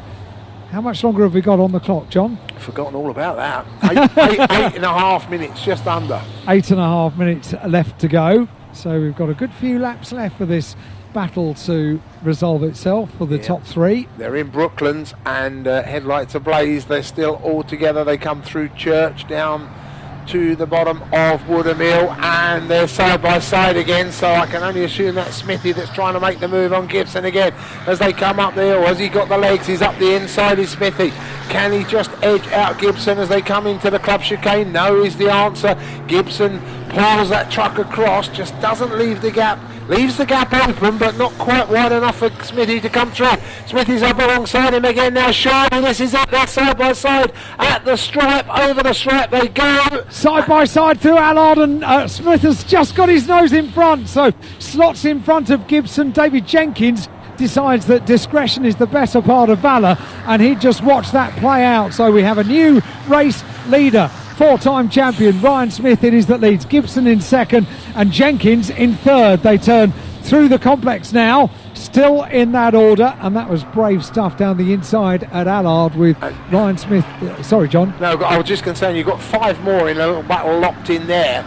First 3 are all Division 1, and then it's the Division 2 battle at the back, still headed by Luke Garrett. Side by side through the complex, that battle as well, with Luke Garrett on the inside line for the middle part of the complex, so it'll be all around the outside for Powell if he's going to make the manoeuvre stick. But I think Luke Garrett is holding on to that place, as the race leaders should very soon be negotiating Goodwood and back into your sight. Great battle. It's opened up a little bit at the front by the looks of things. Smithy's got away, I think, now. As you said, Ryan leading this one for the first time. We saw him take the victory earlier on. Once he's hit the front, he seems to have the power to capitalise on that clear track in front of him. Down through Church then, and up through the bottom of the dip. Up the rise they come, and Smithy's, 10 lengths clear, something like that now as they come towards the chicane. Jenkins is the one that's now got to do the work on the truck in front of him, and that is Martin Gibson, and that's not going to be an easy task to pull off. Jenkins tries to cut the chicane just a little bit using the curves, seeing if he can get right on the bumper. He's with him, he's in the slipstream, he pulls out of the slipstream at the stripe, but won't have the legs, dabs on the brakes as they come into it. Out past you. Yeah, not quite close enough was Jenkins, so had to slot in just behind. We've seen Ryan Smith for the previous 3 or 4 laps getting a little closer to the back of Martin Gibson to set the manoeuvre up, and it was only on the last lap that he was able to execute the manoeuvre. So Jenkins needs to be a little bit closer to second place to take that place away, the second step on our virtual podium. But you're quite right, Ryan Smith has been able to show a clean pair of heels to that battle. They're holding each other up with that battle for second place, and then this battle with Garrett and Shane Britt driving extremely well. something started beeping up here in the air traffic control. Is that your microwave meal? No, Finished? the only thing is I can guess is the helicopter's coming back in. So whether it's some sort of signal, but Just don't it's touch gone anything. off now. I haven't touched anything. No, touch And nothing. it's gone away, and the helicopter will come in to land on the pad down below us. In fairly limited visibility, I think it Yeah. would be fair to say. Good news is that was quite a quick trip for them, so hopefully they weren't required. Well, the top three heading up Woodham Hill once again. How much have we got on the clock, John? 4 minutes 30. 4 minutes 4 and a 30. half minutes, so we're going to get 3 more laps probably at least. As Ryan Smith comes through, Jenkins still unable to make the move, but he'd be happy probably to sit just behind Gibson. Gibson at the moment 135 points, Jenkins 154. So it will play into his hands. However, Stuart Oliver is now got a clear track in front of him. He has. Having cleared past Craig Reed, and then this other great battle goes on, still Spooky Lukey. And they're using the curbs and a bit more. Well, it would have been Spooky Lukey yesterday, wouldn't it, really? It's on Halloween. It certainly would. But Luke Garrett just hangs on there at the front now, and Steve Powell just can't get on terms, can he? No, he can't. And they've gone through Allard in that same order with Luke Garrett from Steve Powell and head up towards the complex. And we can got very easily identifiable colours, haven't they? They've got a bit of a gap before we've got the Ford truck battle in front.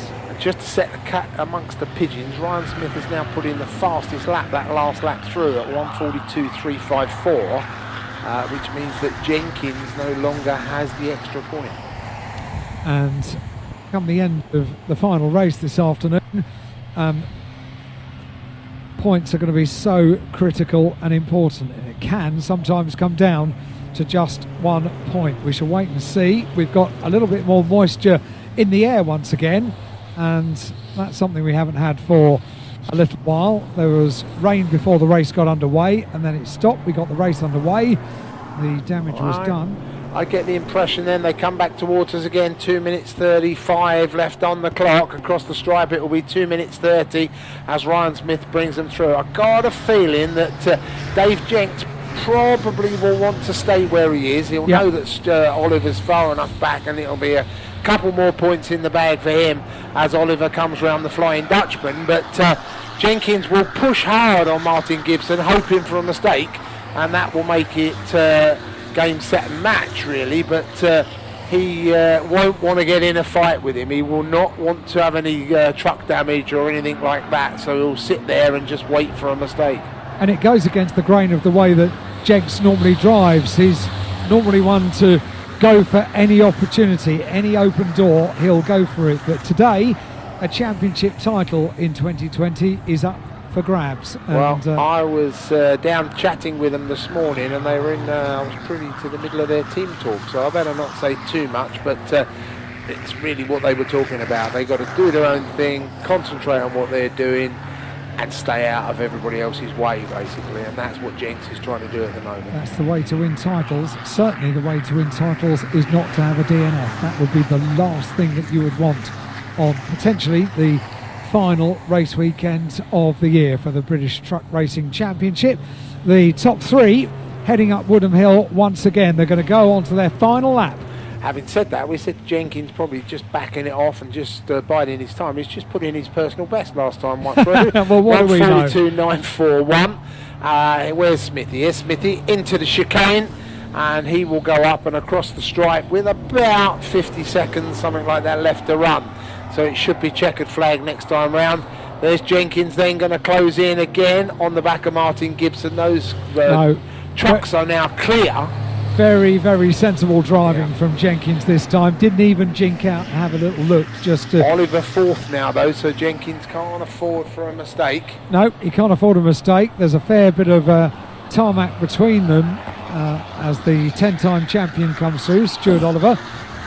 And here comes the battle, the five-way battle. It's been a great little race here. I know there's three 3 Division 1 trucks with the 2 Division 2 trucks on the back, and that's probably been helping out Luke Garrett just a little bit, because he can't make any headway. When he gets the opportunity, he may well be able to get a truck between him and Steve Powell, but it's also been holding Steve up just a little bit as well. So that is playing into Luke's hands, I think, at the moment. As we said, they're equal on points. Well, they're not equal on points. Garrett on 45, 145, and Powell on 155, but they're equal on points in the race. They're both going to get 15 points out of this, and the Flying Dutchman is touring, and looks like he's got a front wheel off, hasn't he? Let's have a look. Or is that just a distortion in the glass? No, it's the distortion in the glass, but he's coming into he's coming in. It just looked like he was dragging it at about sort of 40 degrees sort of thing, but he's coming into pit lane, I'm sure, very slow indeed, and that's a shame for our Dutch colleague. Here comes Ryan Smith then, he's in the middle. Jenkins is not going to do anything about it. He's going to sit there and take that 3rd place, I'm sure. Second will be Gibson. Checkered flag then. It is Ryan Smith that takes the victory. Gibson 2nd, Jenkins 3rd. And where is Stuart Oliver? Here he comes then. The big Vonnegut truck comes through, and he will take 4th position. Craig Reed hangs on to 5th. Let's watch this battle then up the hill, because the 3 Division 1 trucks have now just broken a little bit of a gap, and Steve Powell's climbing around the outside. He's not surely going to be able to make the move unless Luke makes a mistake now as they come onto the start finish. Oh, look, he's got in a little sideways, just squirts the back end, tries to get the power down, pulls towards a bit well, and Luke will take it from Steve Powell. Good clean race, I would say, that between those two, pushing each other to the limit, but it'll be Luke Garrett that takes Division 2. Fabulous battles for both divisions as well. Finally, Ryan Smith able to get in the lead and really pull out a bit of an advantage over the battling Gibson and Jenkins in 2nd and 3rd, but also that battle for Division 2 honours, fantastic, and multiple Division 2 champion Luke Garrett, son of Ross Garrett, many years top exponent of truck racing here in the UK and around Europe as well, and latterly he was a judge of smoke for the British Truck Racing Championship, i.e. he was the one that assessed the amount of smoke that was emitted by the trucks to keep it to within regulations. So Luke Garrett getting the better of that in Division 2.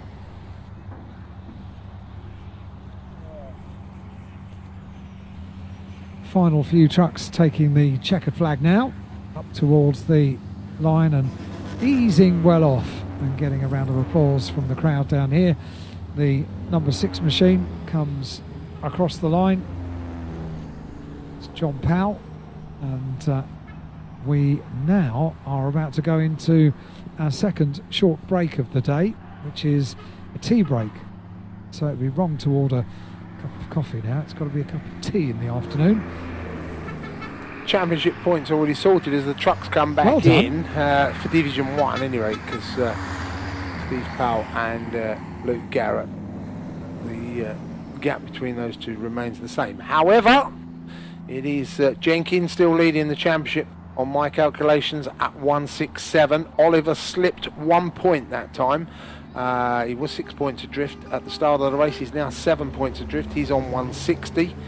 Equal with Ryan Smith on 160. So Smithy has now put the pressure back on again, having slipped off that top step yesterday when he unfortunately had that accident.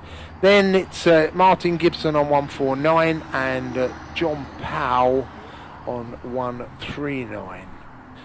As far as Steve Powell will get 15 points. That's just let me just check that he's still got the faster lap. Yes, he did. He was into the 45s. So he gets the 15 points, gives him 170.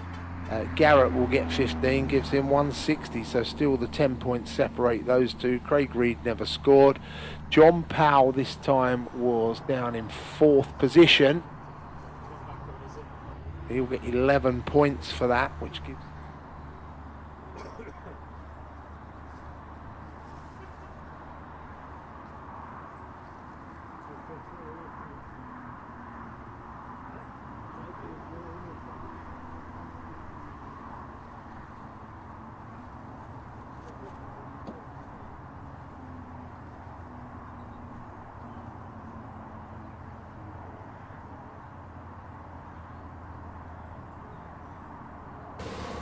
Ryan Smith, our winner once again. It's almost, if you can sense, it's nearly the end of the championship. You've come into a different gear today. I worked for that one, I really did.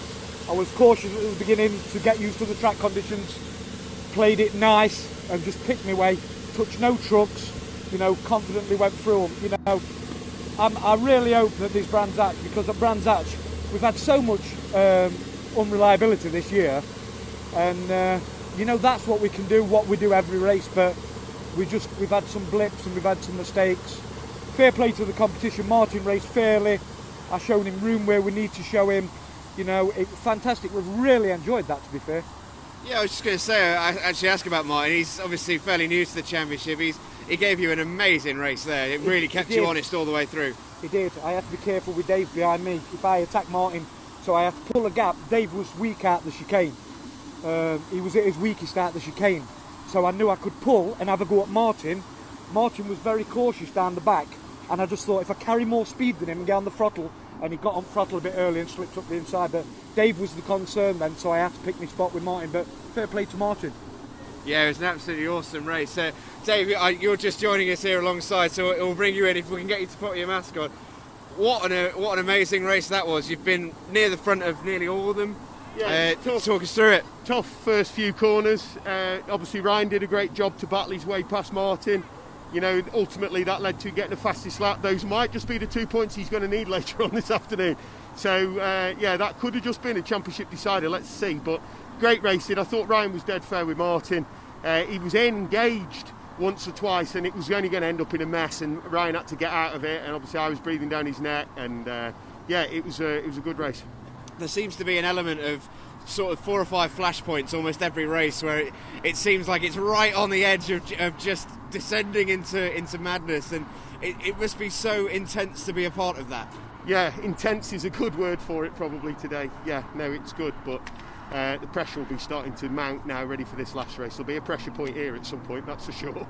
Yeah, right, we'll bring you back in for that last race. Looking forward to it. For me, I hope it goes to Brands Hatch. You know, for me, three rounds in the championship just don't cut it. Dave's been phenomenal all year. Stuart's been mighty fast, but we need to get Brands to make it a championship for me.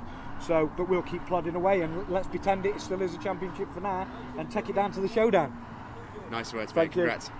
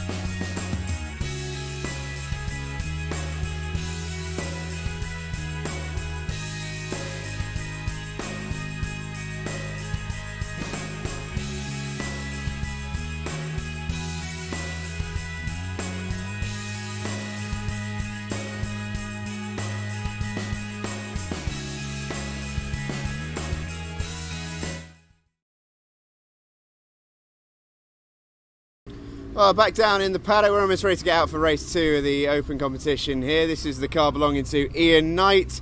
Absolute beauty it is as well. We're looking forward to watching Ian go. I caught up with another one of the drivers heading out on track ahead of race number 2 this weekend. Looking forward to it. Down in the paddock with Chris ahead of race number 2 in the open today. Chris, talk us through race 1 first of all. We took a bit of a gamble on tyres. It was drying out, so we went for slicks. It was probably the wrong decision as in the result, but the right decision because I didn't wear out a set of wets. But we're gone. Now we've had a shower of rain, we'll have to go with the wets in the second one. Yeah, no doubt about this race at least. And how much are you looking forward to getting out there in the wets? It does seem to create a little bit of chaos for everyone here at Thruxton. It's such a quick track.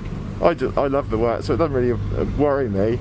Some people don't like the wet, but I just love it. The car's really good in the wet.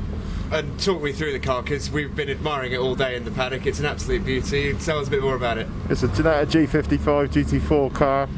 It's about 350 horsepower, something like that. It's about 1,100 kilos. And they just run trouble-free, to be honest. You just got to service what we need servicing on the service intervals, and they just keep going. Like I've just last weekend we were at Silverstone doing the BARC 6 hour.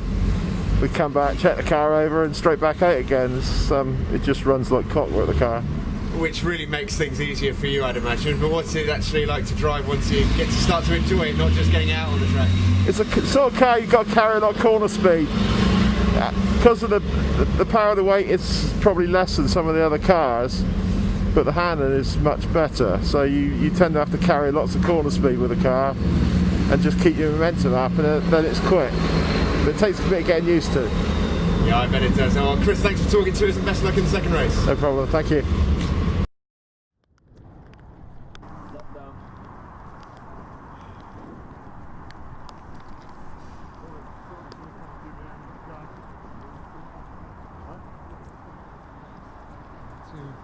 All of the officials, all of the marshals that are around the circuit, and most importantly to all of you spectators that are around the Thruxton Circuit for supporting us during a very, very difficult year, a difficult weekend as well, but we are getting there and we're looking forward to a fantastic 2021 season. So from Pat Blakeney and the team here at Thruxton, a big thank you to everybody. Cars go off on their final green flag lap. Reiterate that more. I think that's a perfect little message from Pat, and quite rightly so. And on this dreary, dismal day, good to see so many spectators out there. It really is, yeah. And, I always tend to close on a Sunday night when we finished, and I always say thanks to the marshals and the medics and everybody else, and the backroom boys, and more importantly the spectators for coming, because without them, Alan, we haven't got a job. Well, exactly that, and that was maybe my big worry for the BTCC this year when they said all of a sudden that spectators weren't going to be allowed. I thought, well, I haven't got a job, have I? But then I was made aware by Alan Gow from TOCA that I was actually a TOCA official of the meeting, and I had still official jobs to do, like podiums for all of the races, and we attempted at Donington to just have that element of the race commentary, and we all realised that without a race commentary going on, even if you're not listening to what's going on, just something that's going on in the background, a race meeting feels really weird without commentary going on. It does indeed, and as I said, I was doing a TV commentary the other week, and they plugged us in from Silverstone, and they plugged us into the Silverstone PA because they didn't have any commentators on site, and there was a lot of people there from the competitors. When you start talking about their driver and whatever else, and they're going, where's the commentator? I need to go and give him some notes, or go and tell him X, Y, Z, or something like that. And because I was 40 miles away, 50 miles away, stuck in a TV studio. But interesting technology again, the way things are moving on. Yes, yeah. And but as you say, it's not just the spectators. The teams like to listen to the commentary. They listen to the updates. It's amazing how many people come along to me, and I guess you as well afterwards, and say, heard you talking about my little Jimmy or whatever, and whatever, but did you realise it was a a Reliant Robin, not a Mini Cooper or something like that. Yeah, it's normally somebody correcting us. It's good to get that information though, and that's when I talked to the guys on the TV show, and it was like, there's no, us not being at the circuit is difficult. We could do the TV commentary from the circuit. It's better to do it from the circuit than it is to do it from the studio, because being live, you can see around you a little bit more, so you know what's going on and you know what you're possibly going to be talking about when the cars come past you. But it's not that, it's the information you get when you wander around the paddock and that sort of stuff at lunchtime and first thing in the morning, and the competitors know who you are and give you little snippets and bits and pieces. Green flag waved. Yep, we are about to go racing. Red lights on, red lights off, and it's all yours. Tell us what happens then, Ian. So I'll tell you what happens. Once again, the Caterham gets a really good start, has got a nose in front and gets in front, going around Allard. So it's side by side with Clive Wood battling out with the Red Ginetta for second place. The Ginetta's got through, actually. So he got a very good start as well, very quick off the line, so not a rerun of the start that we had before. No, it's the Caterham that leads. So as far as I can see, as they head through the complex, it's the Caterham in front as they turn out and head down towards Noble. We'll confirm that once we see them. I think that was the case as well from my viewpoint. So a very, very good start indeed. You talking about remote commentary, you know? The GT has gone through already, the Ginetta. Has it? Okay, so the Red Ginetta that started on the front row of the grid for and I can race tell one. you that Sturgis is in front of Woody as well. So the Golf currently in front of the Mallock. Local man in the Golf TCR, and as they come through Church, about to go up Woodham Hill back into your sights, his headlights ablaze and lap one about to be completed. Oh, there's some smoke. There's some smoke, and that smoke, it's not, and it's coming out the back of the it's coming out the back of the Golf as he goes up to second. Oh dear, oh dear. I'm sure that was smoke. It's not that wet. I don't think he was picking up that much. It wasn't coming off of anybody else.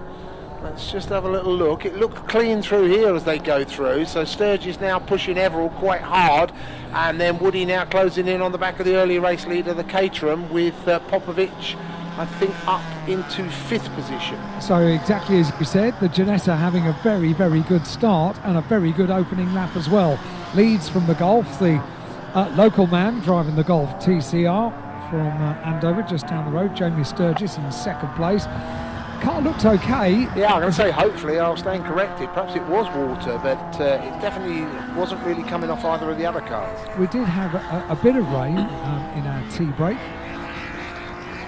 So I didn't think it was that much, but potentially it was. We'll keep an eye on it, but at the moment it appears to be going pretty well and keep in touch with the Red Ginetta that leads the race. Yeah, and that's still the case as they go through Goodwood and down the bottom end into Church. They come and turn back towards us now. The Ginetta still leading with the Golf tucked in behind. So let's watch again. This is where it started to happen. Is it just his racing line, I wonder? Well, it looks clean this time, so it must have been water. He was perhaps just offline a little bit. He's closed in.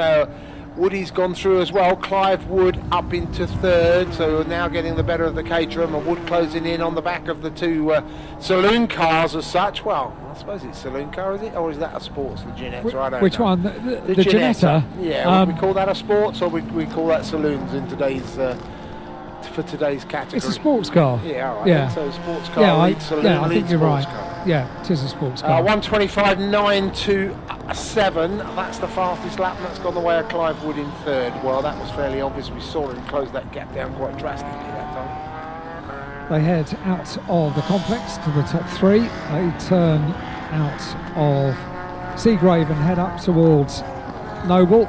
It's the left-hander that heads onto the very, very quick back part of the circuit. Oh no, it's not. Couldn't see the Red Ginetta. It's a lower car, and it's, I'm going to say, Sturgis leading. One car, it's Wood. Wood's right behind I just caught him at the end of the runway there, so he's right behind the white Sturgis car and looking to make the move as they come down into Church. That was the problem I had going through the complex on the opening lap. Couldn't see the Ginetta. No. Stand on tiptoes, and I can. Here they come. Ginetta leads them. It's a low little sports car, Clive Wood up to 2nd. Can Sturgis stay with him is the big answer, I guess, the big question. Hugely experienced driver is Clive Wood, and very much part of the BARC that run this meeting and are based here at Thruxton Circuit. The Ginetta turned through, Clive Wood in second, the VW Golf in third place, Sturgis in third place. Then a big gap before we've got the Caterham leading the second of our Ginettas. The very nice livery on Dylan Popovich's car, the Ginetta G50, that one. Griffin and Branson also having their own little private battle, and Griffin getting the better of Branson at the moment for the first time this weekend, I think. Yeah, BMW battle that, isn't it? Raging away as they turn out of Allard and go down towards the complex. Race leaders are going to be back heading into your site any moment now, about to complete another lap. And that will be lap number 4. Where are they? Can't see them. They've disappeared down. Second local driver has just been through, Ian Knight. I can't see them either. The Ginetta's at the front, Clive Wood still in second. Nice looking car that, Clive Wood's as well, pretty tidy looking car. Beautiful, isn't it? He's going to make the move, surely. And he pulls out of the slipstream now. He's going to do it up Woodham Hill. Is he? No, he's not. The Ginetta's wise to that. Closes the door on him. Into the club chicane they come. And Wood going round the outside. That's going to be the long way round, though. He's not going to make the move. Excuse me, I've got hiccups in the middle of the exciting bit of the race. And across the line they go. The Ginetta goes through with Wood still there in second place. 0.404 of a second. Then Sturgis goes through, another 2.97 seconds down. Good to see Popovic this time. He is there, and whatever the problem was with that other Ginetta earlier on, when he DNF'd on lap 1, I think it was, certainly got it sorted this time. It's on song now, isn't it? But yeah. Taking a slightly different line through Allard. Branson's got the better of Griffin as well. Right, so we wait for them to come into view. Up towards Allard they come. Windscreen wipers on for the 26 car of Branson, and both of them taking absolutely the perfect line, just kissing the curve on the inside of Allard Corner, heading back towards the complex once again. The wind is getting up as well. It being an airfield here at Thruxton, it is known to be pretty gusty when the wind starts to blow. It's pretty significant here at Thruxton, particularly on the back of the circuit as well, when you're attaining pretty impressive speeds. And Clive Wood's gone to the front now. He's made the move down at that far end of the circuit. Clive Wood brings him up into the club chicane. If it comes in a little quick, just backs it off a little bit. The Ginetta closes the gap again. Not going to be close enough to make the move though. Woody will have the more power and be able to just open up that gap when he feels like it. Across the stripe they go to complete lap number 5. Just looks so nimble and neat, doesn't it, the man at Mark 23 with Clive Wood at the wheel. It just looks really pretty, neat, and very nicely prepared and presented as well, Clive Wood's car, as you would expect, I think. Into the complex they go. The 12 minutes still left. Second, I really love the livery on that Ginetta G50, you know, car, Dylan Popovic. Just watching the two Beamers come through underneath me again. Advantage now very firmly with Bryn Branson, and what is it, 1.5 seconds the difference between those two. Yep. Time to look for Woody again. Where is he? Down the far end side. Oh no, yep. He's not. He's further round than I thought. Yeah. Knight coming through. Clive Wood.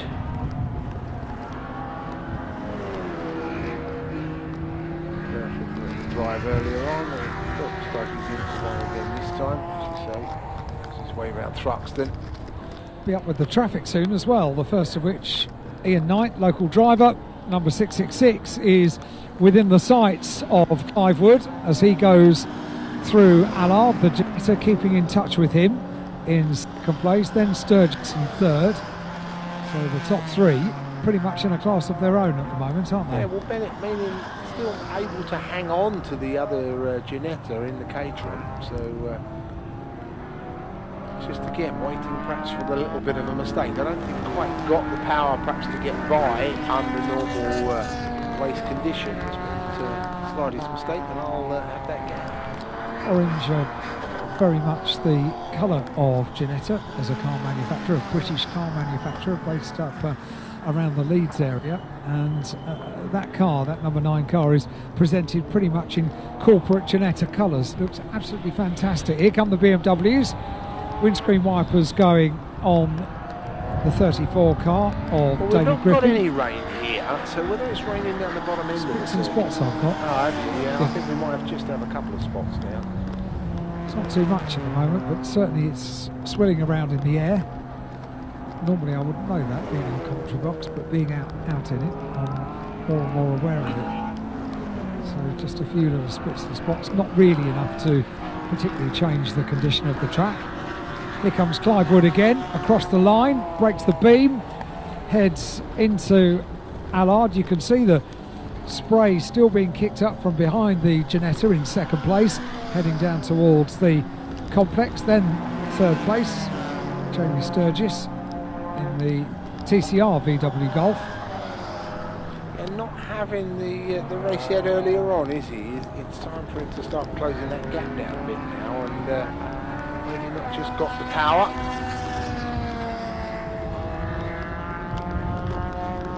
Caterham has a look at the Ginetta and comes up alongside underneath the start lights they go, and I think the Caterham's got the better of Caterham's got Dylan. it. Yeah. Allard just got underneath, as you rightly said, underneath the starting gantry and slipped through underneath the G50. So, yep, a place made up by the Caterham.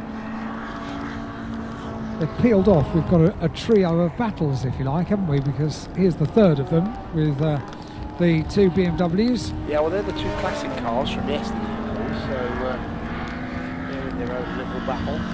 E36 BMW M3 is a classic as well, isn't it? Clive Wood, done.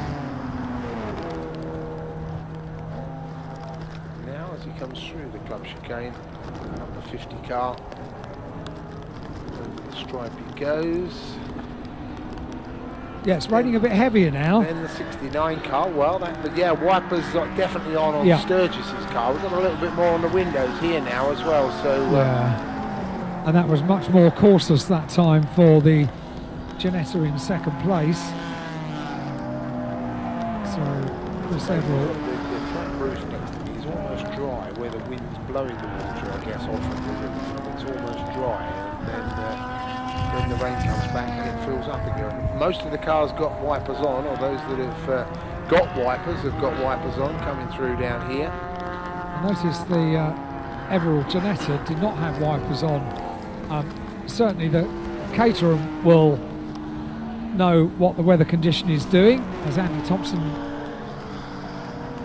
I beg your pardon, Anthony Bennett comes through. And We'll be seeing it on his visor, won't we? certainly will. Is this rain or is it mental rain? Because when you hit it straight on a visor, like on them race motorcycles, it's like you can see much more rain on your visor that's really probably coming down, because your visor tends to collect it. So it makes you feel like it's possibly wetter than what it really is on the ground. And a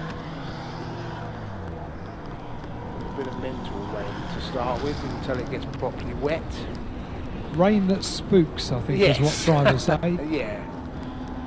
It's, it is I enough guess it's just the to same make- in a race car. You get it on the screen. You know, how wet is it on the track? That's the problem. Can just see a bit more spray being kicked up by the cars as they come through Allard now, so it's got a bit damper out there as the race has gone on. Clive Wood still on the gas, 124.105 that last lap, and his best lap so far is a 124.102, so not far away still. He's pushing on. Everyone seems to have backed it off a little bit that lap, and again, best lap of the race for Sturgis, so he's obviously a bit of a rain man. See rain on my screen, put my foot down harder.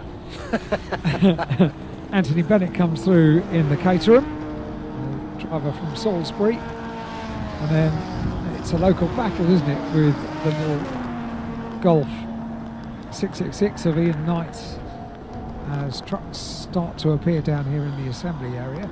The M-Series BMWs, they've been split now, and Clive Wood is up behind the Diet Coke Griffin car. And with that, he goes past along the main start-finish straight. So certainly he is not back. In fact, he's not backed off. He's just set the fastest lap of the race, 1:23.620. Looked really quick as well, John, coming through Allard. Just a little bit of a twitch on the greasy surface coming through Allard. That did look quick indeed for Clive Wood. I was just going to say Everall's backed off, but he's not. It looked like he had, but he's just put in a 1:26.397, which is about a second quicker than his previous lap. But the gap is coming down between Everall and Sturgis, of course, as well. What have we got left on the clock? 5 minutes. Okay, so we've got time for another 2-3 laps. Into the final segment of the race then, with just 5 minutes of the race remaining.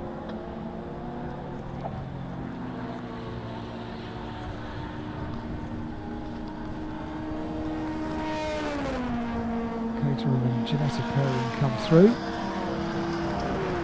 Is it 10 laps in the book? Yeah, Oh, yes. 9 comes through, 10 laps completed. Soon to be 11 because Clive's got a car already into the middle of the club chicane. Going to be coming up to the back of the 666 Golf very soon again. Up towards Allard goes Clive Wood. Every lap the car just looks very, very smooth through Allard. Now then, a little bit of dampness. Sturgis is getting that Golf going again, and if anything, it's closing down a little bit on the back of Everall. So are we going to get a last lap dash again, or a last couple of laps like we did in the earlier race? We saw in the earlier race it was with Clive Wood, but this time it's going to be with the Ginetta. It's a great looking Golf, isn't it, that Golf TCR? It is, as you say, it's one of the TCR cars. Unfortunately, a series that never really came to its fruition. It was an interesting thought to bring a Saloon series, which elsewhere in the world is very successful, in countries that don't already have a very successful touring car series. And the BTCC in the UK has been, for many, many years, huge. So whether two top-line touring cars championships could coexist in the same country, I always thought was slightly questionable, but Clive Wood through then this time. This will be lap 12 with 2 minutes 56 on the clock. up towards the line and into Allard goes Clive Wood. It's one of the BMWs in the way of the Ginetta. I thought Sturgis had caught him and passed him out of our sight. Oh no, stay where you are and let them come by you, that's it. Yep, Ginetta is past the 26. Sturgis yet to make that manoeuvre, and probably will do so by the time they get to the complex. 3 trucks have appeared down here in the assembly area now. Final truck race of our weekend. Those battling Division 2 trucks, Luke Garrett and Steve Powell, are side by side in assembly. They were side by side for most of the race, really, weren't they? They were. And could be the final race of the year for trucks. Could well be. See, the Caterham and the Ginetta, Dylan pushing again on the rear end of the Caterham, and the Caterham just got the edge since he made that move 3-4 laps ago. Yep, Caterham and Ginetta battle. Clive Wood, here he comes, 1:38 on the clock. Come on, Clive, pedal, because you're going to get another 2 laps out of this. That's it, we are indeed. So there's 1:28 left on the clock, and he's lapping in 1:23s, 1:24s. So just squeeze should be out. about 4 seconds left. So Yeah. when he comes through this time, Sturgis closer now to the Ginetta of Everall as they come through the club chicane. That gap is down, and let's have a look. What's the official verdict at the strike point? 963 of a second. Yep, and using a bit of curb that time, the Golf, as it came through Allard corner. Then the 26 BMW of Branson, the 34 Griffin BMW goes past the Ian Knight Golf, and will Clive Wood put in a quick lap and get one more lap at the end of this one, or have one of those slightly more relaxed laps around Thruxton? Knowing Clive, he'll be pressing on, and we've now got the Dylan Popovich again very close to the back end of the Caterham. Not close enough quite to make the move though as they go past you. Yeah, they come through Allard now, much closer. Here he is. Here's our race leader. 10, 9, 8, 7, 6, 5, 4, 3, 2, over the line, 1, 0. So he does get another lap, and through Allard up towards the complex he goes. He'll be catching up to the back of the little Janetta. Sturgis pushing on now in the VW, using the curves inside and out as they come through the club chicane. Looked very sharp as he came back onto the start-finish straight. A little dab of the brakes there, just perhaps getting the car a little squirrely on the damp track. Cost him a couple of tenths of a second there, possibly, as they go down past you. Still look sharp as they came through Allard. They're up towards the complex now. Might be able to just catch the roof of the car. Still in the same order. Janetta leads Golf. Yeah, we've got a change here as well, because there's a problem for Bryn Branson. Bryn Branson has slowed drastically on that lap, and Griffin has gone by in the Diet Coke car. So Dave Griffin now, Bryn Branson going to nurse it home to the finish by the looks of it. Sounds horrible. The 26 BMW sounds very flat indeed, and you're quite right. He will nurse the car home for the final lap, but yeah, that BMW has been brilliant this weekend, but not quite so brilliant now. Okay, checkered flag time this time then. Here comes Clive Wood, and it's going to be 15 laps at the showing of the flag. Flag is out, and there he goes over the line. So a double win for Clive Wood, and he'll wave to the marshals and wave to the crowd as well. They wave back, and 100% record for Clive Wood today. Yeah, Everill's just going to hang on, I think. Sturgis still climbing over the back of him, similar to last time. Pulls it up to the inside, not going to be quite close enough. Everil will get the better run down and through round the outer line of Allard. Sturgis goes third. Now, Caterham should be next.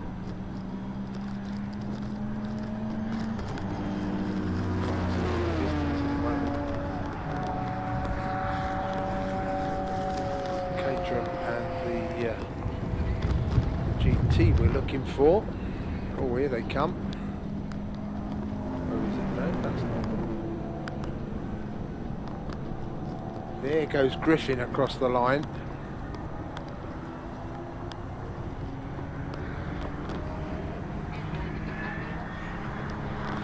There's the battle we're waiting for, right down to the bottom end of the circuit, coming back through Church now. Oh, that's a shame. Bryn's taking it into pit lane. He's not quite going to complete the lap. And we've got a Caterham stopped. The Caterham has stopped in the middle of the track, can you believe? Wow. Or is he spinning it? I can't see. Let me get the glasses. Has he spun it on the grass there?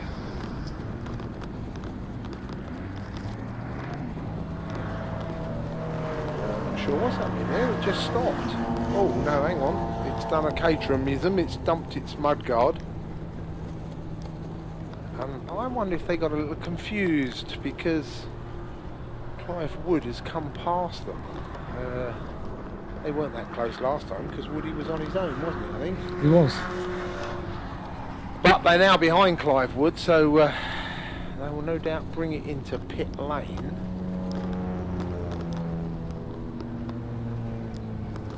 Have done, and we got a puncher. That's what the problem is. Certainly the Caterham's in with a puncher. That's why the rear mudguard has come off as well.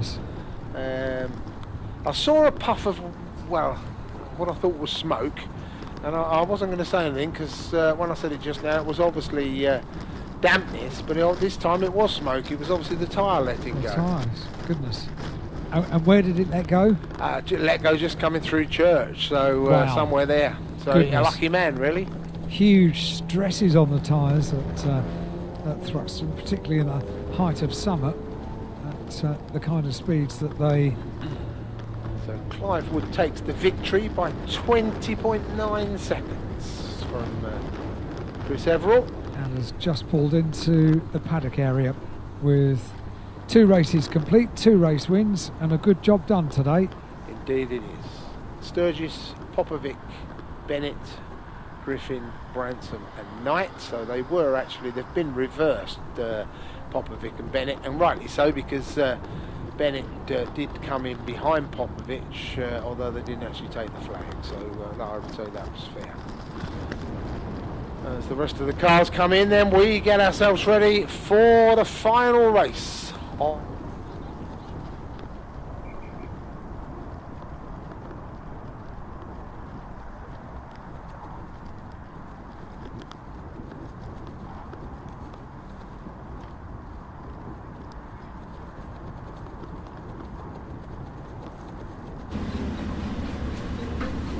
We're down in Parc Fermé with Clive, our winner here today. Second time, Clive. How was race 2 compared to race 1? It was well, in some ways a bit easier because it was wet all the way round, which meant that you could the settings for the wet was better. But I made a bad start, and I think 3 got in front of me, and I got past a couple of them. Then behind the Ginetta, was throwing so much rubbish up at me from where the trucks had been. I thought I'd got to get by him. I couldn't see through the visor, so I went round the inside into church. So then I didn't see anybody after that. I just kept going, but it's really grippy. I'm doing the same times I did in the dry session, the dry race earlier. So it's really good, really good. Of course, you have that big disadvantage, don't you, not having windscreen wipers in front of your car compared to the rest of these. No, and we're not used to racing the amount that the Ginetta throws up because of it's a bigger car. And being behind it, the disturbance on the aerodynamics was considerable, so I had to get by. I didn't want to stay there for 10 laps, 12 laps. No, absolutely not. How much have you enjoyed today overall? It's been really good, yeah, really good. It's great to be at Thruxton, one of the best circuits, well, in the world, let alone in the country. You know, you're flat out all the way round, which is just mind-blowing, really. It's just, even in the wet, it's just phenomenal. Well, we've really enjoyed watching your race, Clive. Enjoy the break. Thank you very much. Cheers.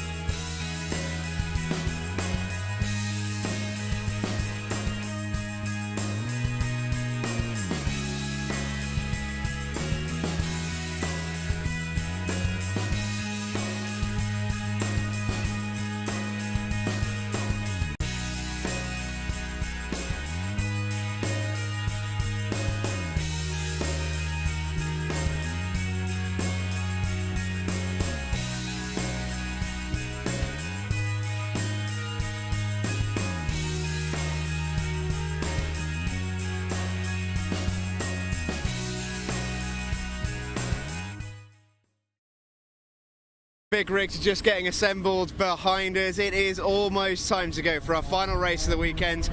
Not just of the trucks, but of all the races as well here at Thruxton. It's been wet and wild, but we hope at the end it's going to be an absolutely wonderful conclusion to an incredible weekend. We can't wait to watch them go. I caught up with some of the drivers in the key positions coming into our final race. Luke, it's been a bit of a wet and wild weekend, to say the least, for numerous reasons. How do you look back at it ahead of the final race? I've actually enjoyed it, to be fair. I think when we spoke at the beginning of the weekend, I said that I enjoy the wet races. So yeah, I mean, obviously from the footage, and it's quite a level playing field even between Division 1s and Division 2s. So in the last race, me and Steve were pushing the Division 1s, which is obviously great for us because we're on a lot smaller budget. So it's great to be up with the bigger trucks.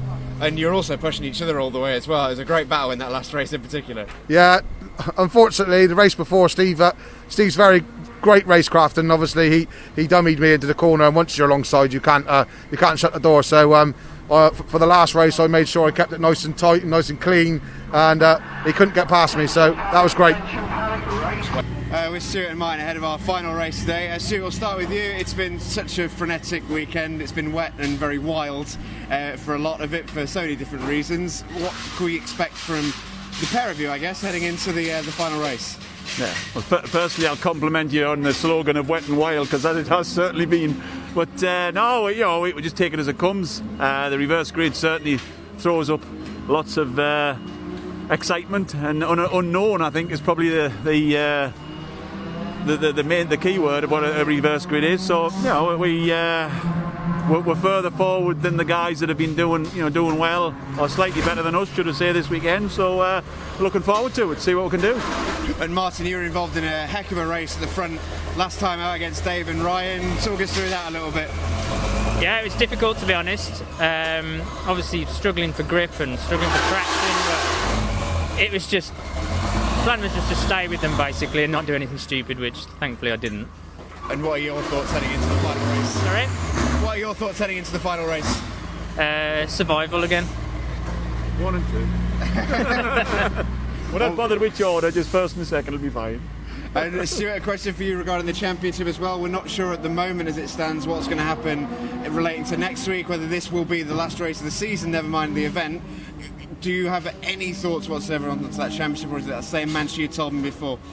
Yeah, the championship just is what it is. Race by race is, the points make prizes, and whoever has the most is the winner. That's the top of it. But obviously it'd be great to be there, but it's not looking good unless we go next weekend. So fingers crossed that Boris lets us go and play next weekend. Well, we wish that as well, of course. Best luck, gents. Thank you. Thank you.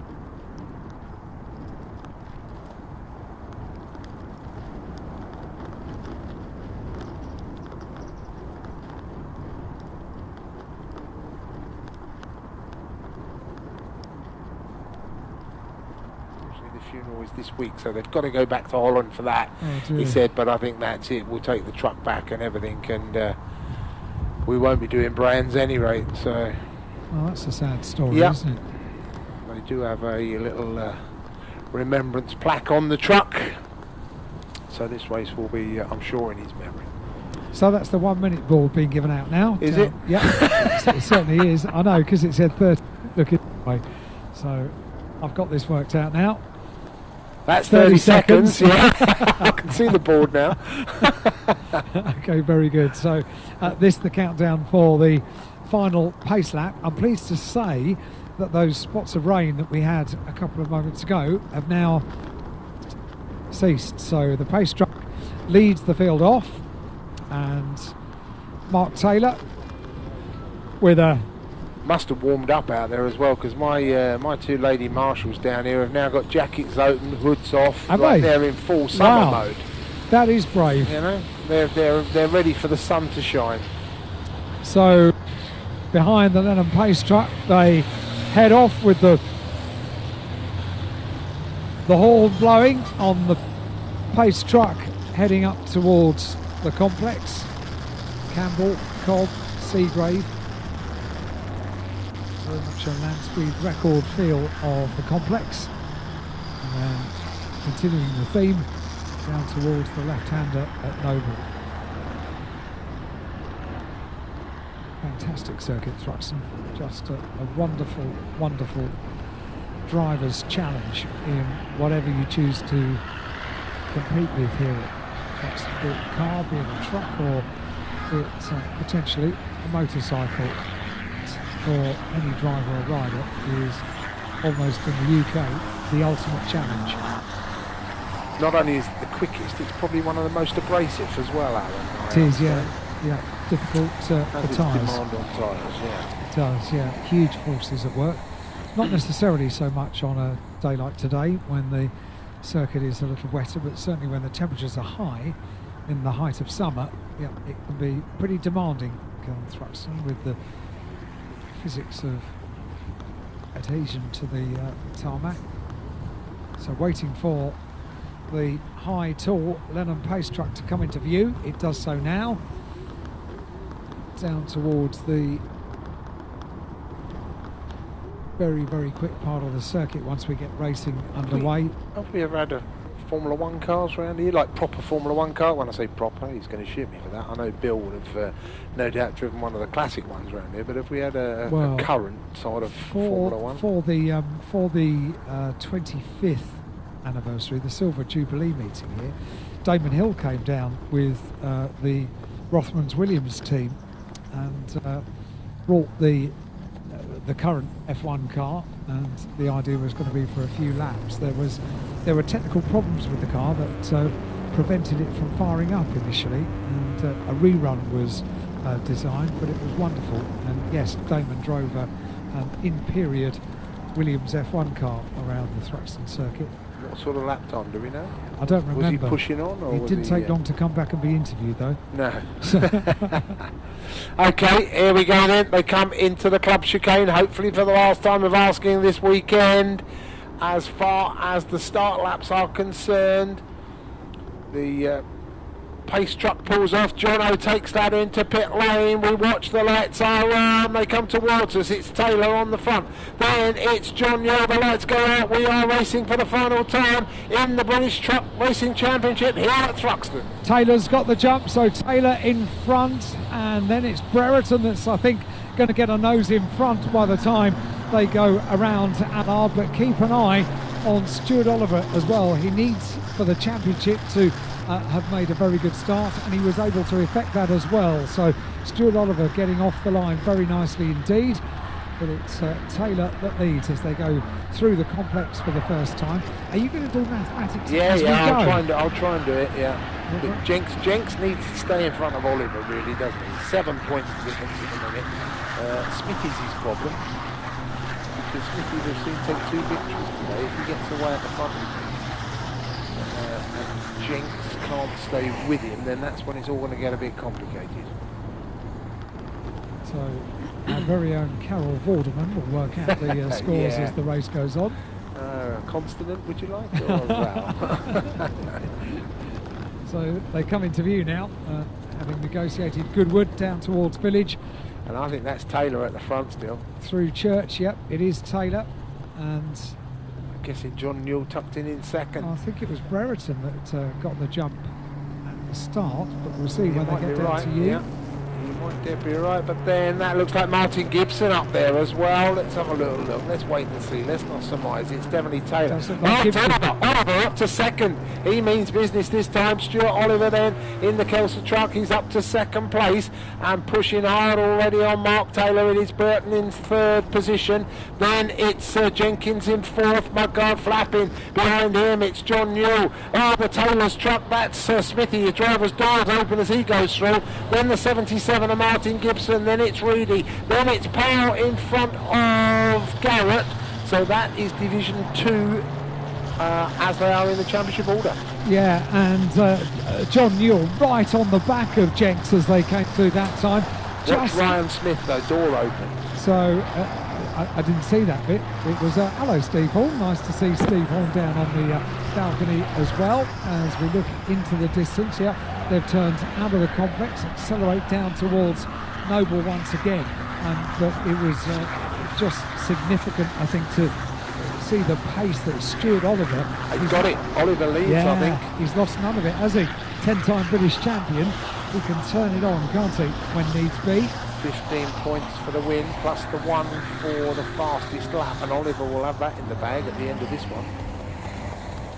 Waiting for them to come back into view through Village and down towards Church. Well, it's a 1, 2, 3, so 6 truck train, isn't it, at the front of the field? Final truck race of the year, possibly final truck race of the weekend. It's no holds barred as normal, I think, with these guys.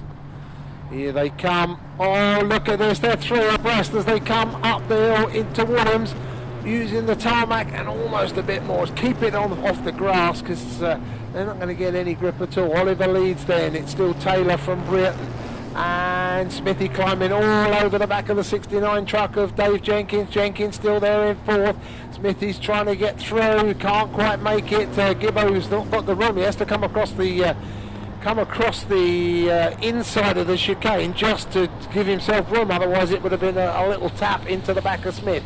But Powell still leading Garrett as well. It's coming off the back of Jenks' truck this time as it went around Allard. We've got the left rear mudguard which is flapping up and down with Ryan Smith tied to the back of him coming through Allard, and I just saw something fly off from the back of David Jenkins' truck. We'll keep an eye on whether it's a superfluous piece of bodywork which came off the truck, but very, very close they were. Yeah, let's do without any bumping and boring. We don't want any stewards' inquiries and meetings, though. We want a straight fight to the finish. Stuart Oliver has been very impressive, hasn't he, front of the field?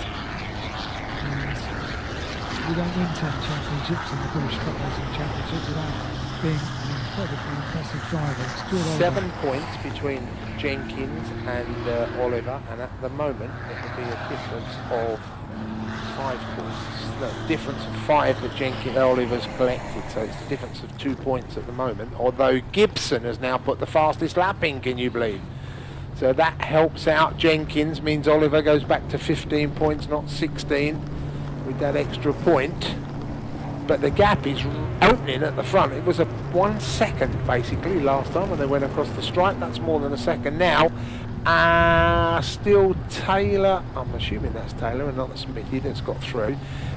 Doesn't look to be a problem for the 69 truck, Dave Jenkins. He's running in good third position now. Smithy's still climbing over the back of him, really in fourth place, the other Taylor's truck. Oh, and Smithy goes up the pit wall tied, and that has caught Dave Jenkins napping. And remember, Smithy on 160 as well, so 7 points difference between Smith and Jenkins at the start of this one. Yeah, so Smithy takes the place. Ryan Smith ahead of David Jenkins now in that battle for what is now third place. So Ryan Smith in third place. He's got more work to do with Mark Taylor just in front, and with the gap that Stuart Oliver has at the front of the field. It reminds me of the dominant years when Stuart Oliver, race after race, would scamper away into the distance during his dominant period in the championship. Rather mindful of that in this final race today here at Thruxton, with Stuart Oliver leading, Taylor in second, Ryan Smith now in third, David Jenkins in fourth place. How is this championship battle going to play out as the race goes on? Waiting for them to come back into view. They fastest lap with Ollie.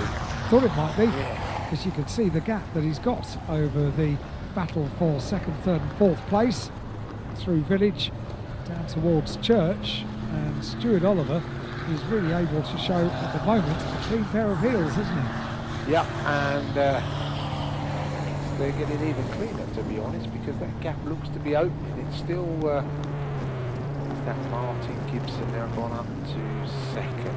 Let's just check. It's a black truck, so yes, I'm guessing. No, it's not. It's Ryan Smith. Ryan Smith has made his way through. It's Smithy then that looking a bit more like a black truck, the front end of it with no bumper and things on it. But Smithy now up into second, so we've got the two protagonists, first and second on the track. Then we've got Taylor Brett and John Newell now in front of the 69 truck of Dave Jenkins, and Jenkins clips the grass, gets the back end, stepping out of line as he goes through there, and it's a good run as well. I'm not sure who that is. Is that in the other black truck? That must be Gibson, surely. Jenkins' truck is not right, is it? It's not right.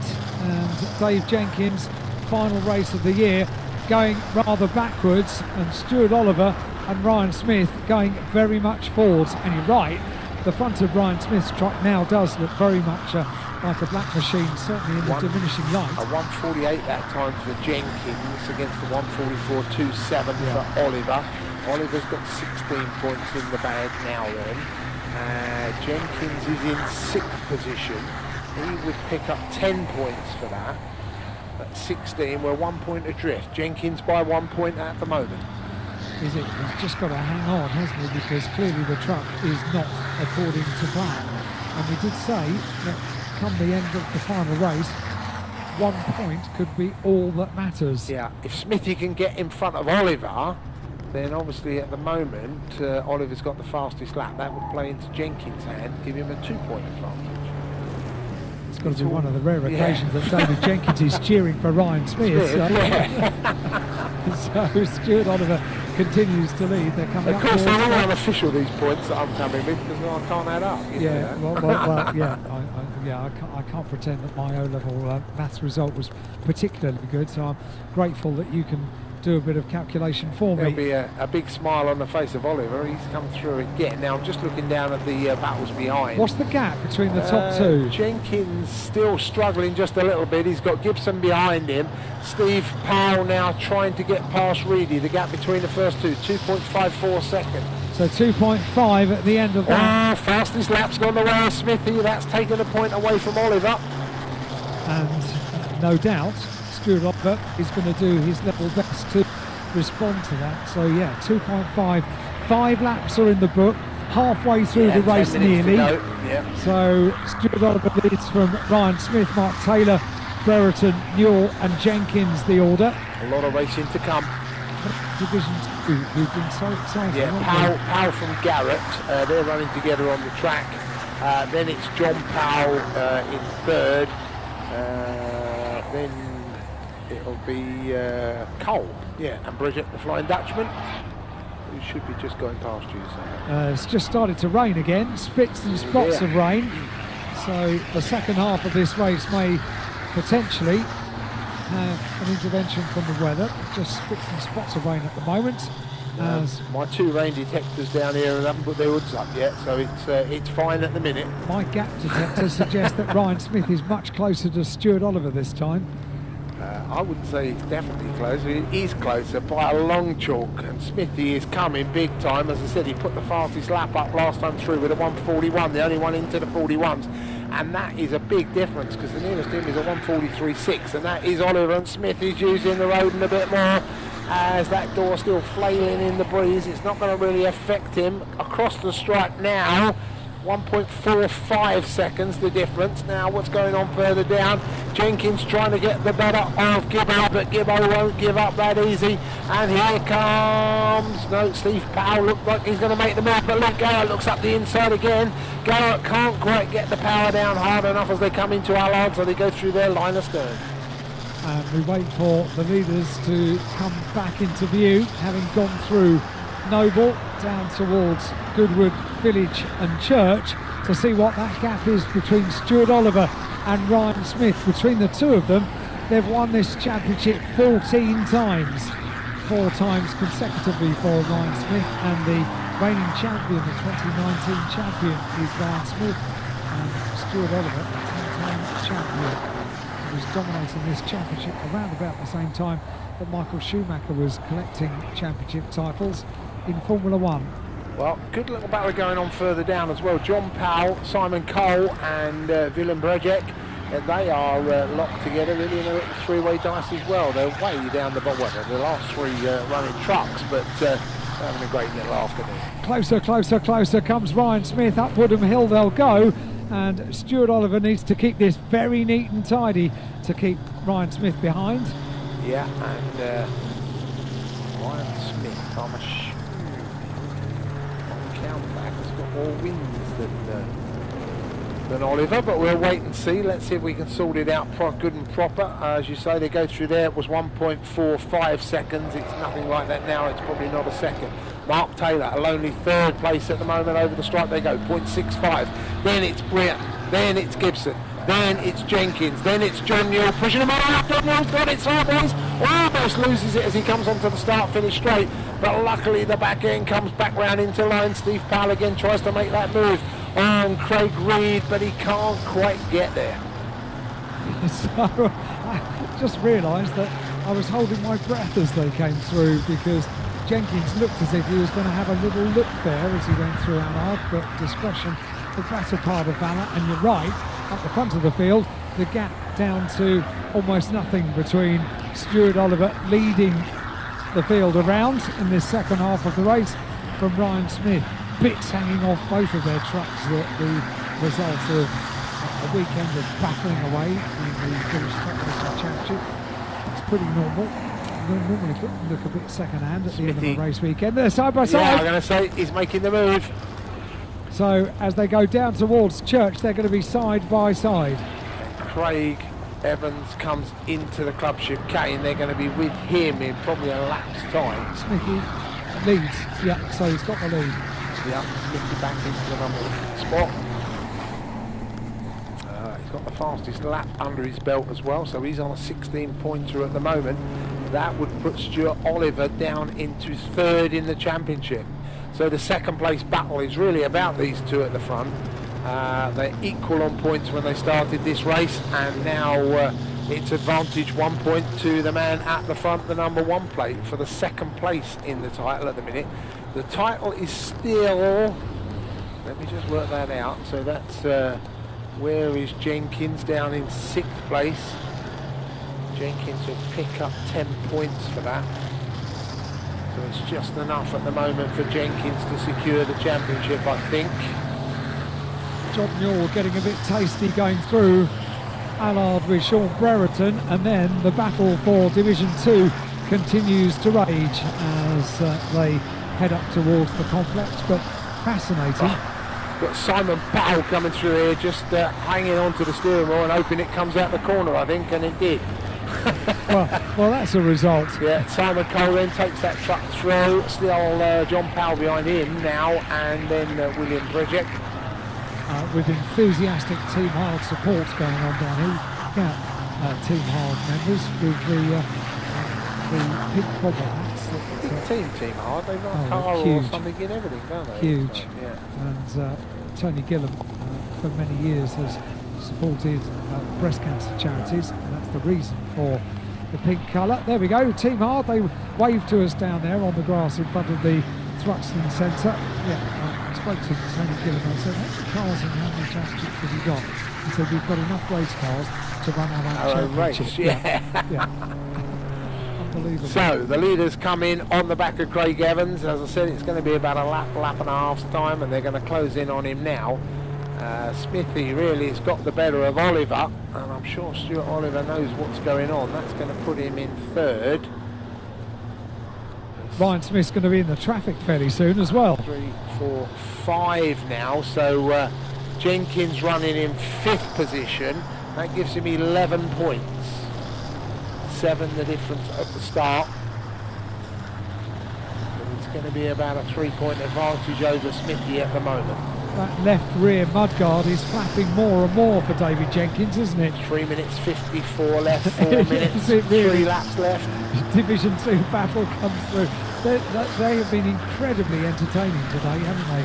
The two in Division 2, battling away. Luke Garrett, who knows how to win the title in Division 2. I think he knows he's not going to win it this year unless Steve Powell has a bit of a moment now, because he's 10 points adrift, so he needs Steve Powell basically either to not finish, because if he was to come last in the class he would still get enough points to win the championship, so he's got to stop as far as Luke Garrett's concerned to win the championship. Must be a weird experience though, considering completing a championship in just 3 rounds. Very odd feeling indeed for the 2020 season, as the leaders are coming back into your sight now. How much longer have we got on the clock, John? We've got 2:58, 3 minutes left, so we're going to get 2 more laps in, I think, at the end of this one. Smithy on his own, Oliver on his own. It's all split up at the front, and it's starting to split just a little bit behind. Now, let's have a look, because there's Smith. There's... no, it's all right. We've got a slower truck in there, haven't we? There they go through there. That's the Craig Evans truck. I was trying to work out whether Jenkins had slipped another place, but he hasn't. Still runs in 5th. Gibbo still making that truck very wide, and it's pretty slippery down here now through the club chicane. Most of them getting the back end slipping out of line. Oh, Shane Burton's got a front mudguard get missing, so he's had a little bit of contact there somewhere around, and it's also got a nice tyre mark down the offside, so he's been squashed in the sandwich. I think he was side by side with John Newell on the previous lap, and the Division 2 trucks come through once again with Steve Powell just heading off Luke Garrett as they go into the complex. Garrett's so close to making that move, but just hasn't quite got that umph, has he? Not quite, no. Through the complex they go. It gets windier, it gets a little wetter as well, and they'll have, we reckon, one lap at the end of this, don't we? 141 left. They're lapping in 142s. They're a third of the way round. They're going to get this one and one more for sure. So completing this lap. It's going to be last lap board this time, I would imagine. Keep an eye out for that. Here they the come lap board up the hill. Is being prepared now. The last lap board down on the starting gantry. Are you sure they're not listening to us? Don't listen to us. I'm going to say we haven't got a clue. No, no. We'll go with what race control say. And with the Ryan Smith then making it 3 out of 3 today after a rather difficult day yesterday for him. He's just got a lap to do now then here at Thruxton to take those 3 victories. Door still opens and closes, I think, every now and again when it feels like it. It's gone through, so no checkered flag. They're on their way, and look at this battle here now for 5th place. Jenkins still very much in touch with Martin Gibson. I'm sure Jenkins will have worked out what he needs to do. We've got some flip-flops or something on the track here now. They've been dislodged, but that's not going to cause these guys any trouble. The rest of the field come through. Now Garrett builds again, tries to make the Marty part out of the slipstream. He's up the inside as they come towards Allard and come into your sight. But again, Powell's probably got the better line, has he? Well, he had a look, he dropped back, did Garrett, and now he went side by side again. So kind of almost painting a dummy as they went side by side into the complex. And they'll be side by side through the complex as well, because they've done that manoeuvre before. Stand on tippy toes, still Garrett's see what they're doing. Yep, Garrett's so Garrett just with the nose in front. Well, it's not going to be enough for the championship, but it's a brilliant race and a brilliant finish to the season if this is the end of the season. It's a bit of an anticlimax really, Alan, not knowing whether this is the final or not. You know what? I kind of think it will be. In which case, quickly work out the points, because here comes Ryan Smith. He's going to take 3 out of 3. Still got the fastest lap on the board as well. That's going to give him 16 points. That's 176 points. Stuart Oliver in second position. That's going to give him 14 points, 174 points. Dave Jenkins, where is Jenks going to end up? He's going to stay there in 5th. Surely he's not going to have a little go now. And I don't know whether that's you or not in the background. Ryan Smith. That was the horn going. I could hear on you. Yeah, I thought it was you giving me a bit of feedback or something. Jenkins up the inside. He's up as they go to lap. Jenkins was just out, make it up to 3rd. And the answer's no, he didn't. No, he didn't. So he'll take 5th place. Jenkins will get 11 points for that, because there was no second, no fastest lap. 11 will give him 178. Well, there you go. 178. Champion or not, we are not 100% sure, but 178 points to Dave Jenkins. 176 points to the reigning champion, Ryan Smith, and 174 points to the multiple champion, Stuart Oliver. Doesn't come much closer than that, does it? 4 points separate the top 3 at the end of a hard-fought short season. Absolutely fantastic. Now, Division 2, well, Powell held on in the end, got back in front of Garrett. So Steve Powell will get 15 points, and he didn't get the fastest lap. Garrett got that, so he'll get 15. That'll give him 185. Luke Garrett will get 15, so the gap will stay the same. That'll give him 175. So they're 10 points apart. 185 for Steve Powell, champion-elect, and then Luke Garrett second on 175. then it should be, I think, probably, well, is it going to be John Powell? Let's have a little look. John Powell, fourth in class, yeah, so he'll get 12 points for fourth. That will give him 156. So John Powell will be third. So Luke Garrett in the middle of the Powell sandwich. There's Ryan Smith back home, brings it into Diesel Alley for the final time today. Stuart Oliver comes in. Now then, let's just wait and see if we get any celebrations, Alan, from, well, we shall see, from yeah. Jenkins. And again, the drivers are like us. They are convinced that Brands is probably not going to happen, but they're not sure. So, No. So they're not sure yet whether it is a championship finale or not. But, well, if it isn't, it can't be any closer when they go to Brands, can it? 2 points separate the first and second, 2 points separate second and third. What a race it will be when we go to Brands. Here is Jenkins then, he gets the applaud of the crowd down below us, and there's no real celebration. So Dave Jenks just playing his cards close to his chest, I think. Ryan Smith did a full burnout. No, surely not Ryan Smith doing something like that. into the Parc Ferme area. And Steve Powell then brings the Dines truck round. There's Shane Brereton's truck goes in, or the Ollie James truck with Shane Brereton. John Newell brings it home. Steve Powell, yeah, he's going to celebrate just a little bit, gets it just a bit squirrely for us, gives us a little celebration wheel spin. Luke Garrett goes through. That'll be Craig Reed, Craig Evans and Simon Cole. Toro.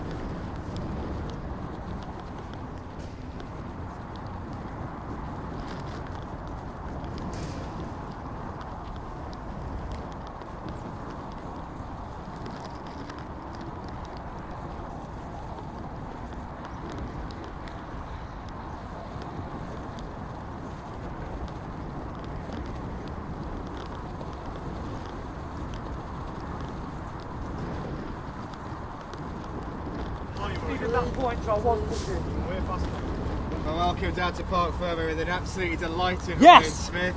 Incredible race for you there, mate, to round off what's been a wild weekend. 3 out of 3 in the end. How do you feel? You know, I've worked my socks off and my team's worked our socks off. In qualifying, we qualified P9, we had a steering pump go, we went over the barrier at 90 mile an hour. My team, we worked, people from other team come and worked on my truck. You know what? The driver gets a lot of the credit. It's got to go to my team, every single one of them. Julia the chef, the Birmingham boys, Alan Taylor's been a saint this weekend. Mark Taylor's given us his spare parts. And I tell you what a way to drive. I just knew, I was in the zone, and I just knew Stuart was like wow. You know what, that's probably one of the best races I've been involved in. I worked my socks off. I left nothing to chance. I was out breaking myself everywhere, and you know what, finally it's paid off. We've had a terrible year. Everybody's had a terrible year. You know, I'm absolutely delighted. Emotions are high. My team there have worked their socks off to get this truck. We've got no panels, got no bodywork. The door was coming open. You know, we've got no door hinge. We've worked our socks off on a small budget, and you know what? My first championship, my second, my third, my fourth. This means a lot to me. So if they want to bring Brands Hatch, I'm ready. Well, we can't wait to watch you so mate. I just wanted to ask one question about that door, because with it being left-hand drive, that seemed a little bit hairy for you for a little bit towards the end of the race. I was in my zone. I'd locked off. I knew what I had to do. Absolutely, just did my job. And that you did, mate. Congratulations Thank on a you very brilliant much. win. Go and enjoy it with his supporters. There goes Ryan Smith. He closes out what's been a wonderful weekend here at Thruxton for him and his team. We hope you've enjoyed the coverage for the British Truck Racing Championships here, and of course all the other races that we've witnessed on what's been a wet and wild weekend here at Thruxton Circuit. From me and all of the team here, a very, very good evening.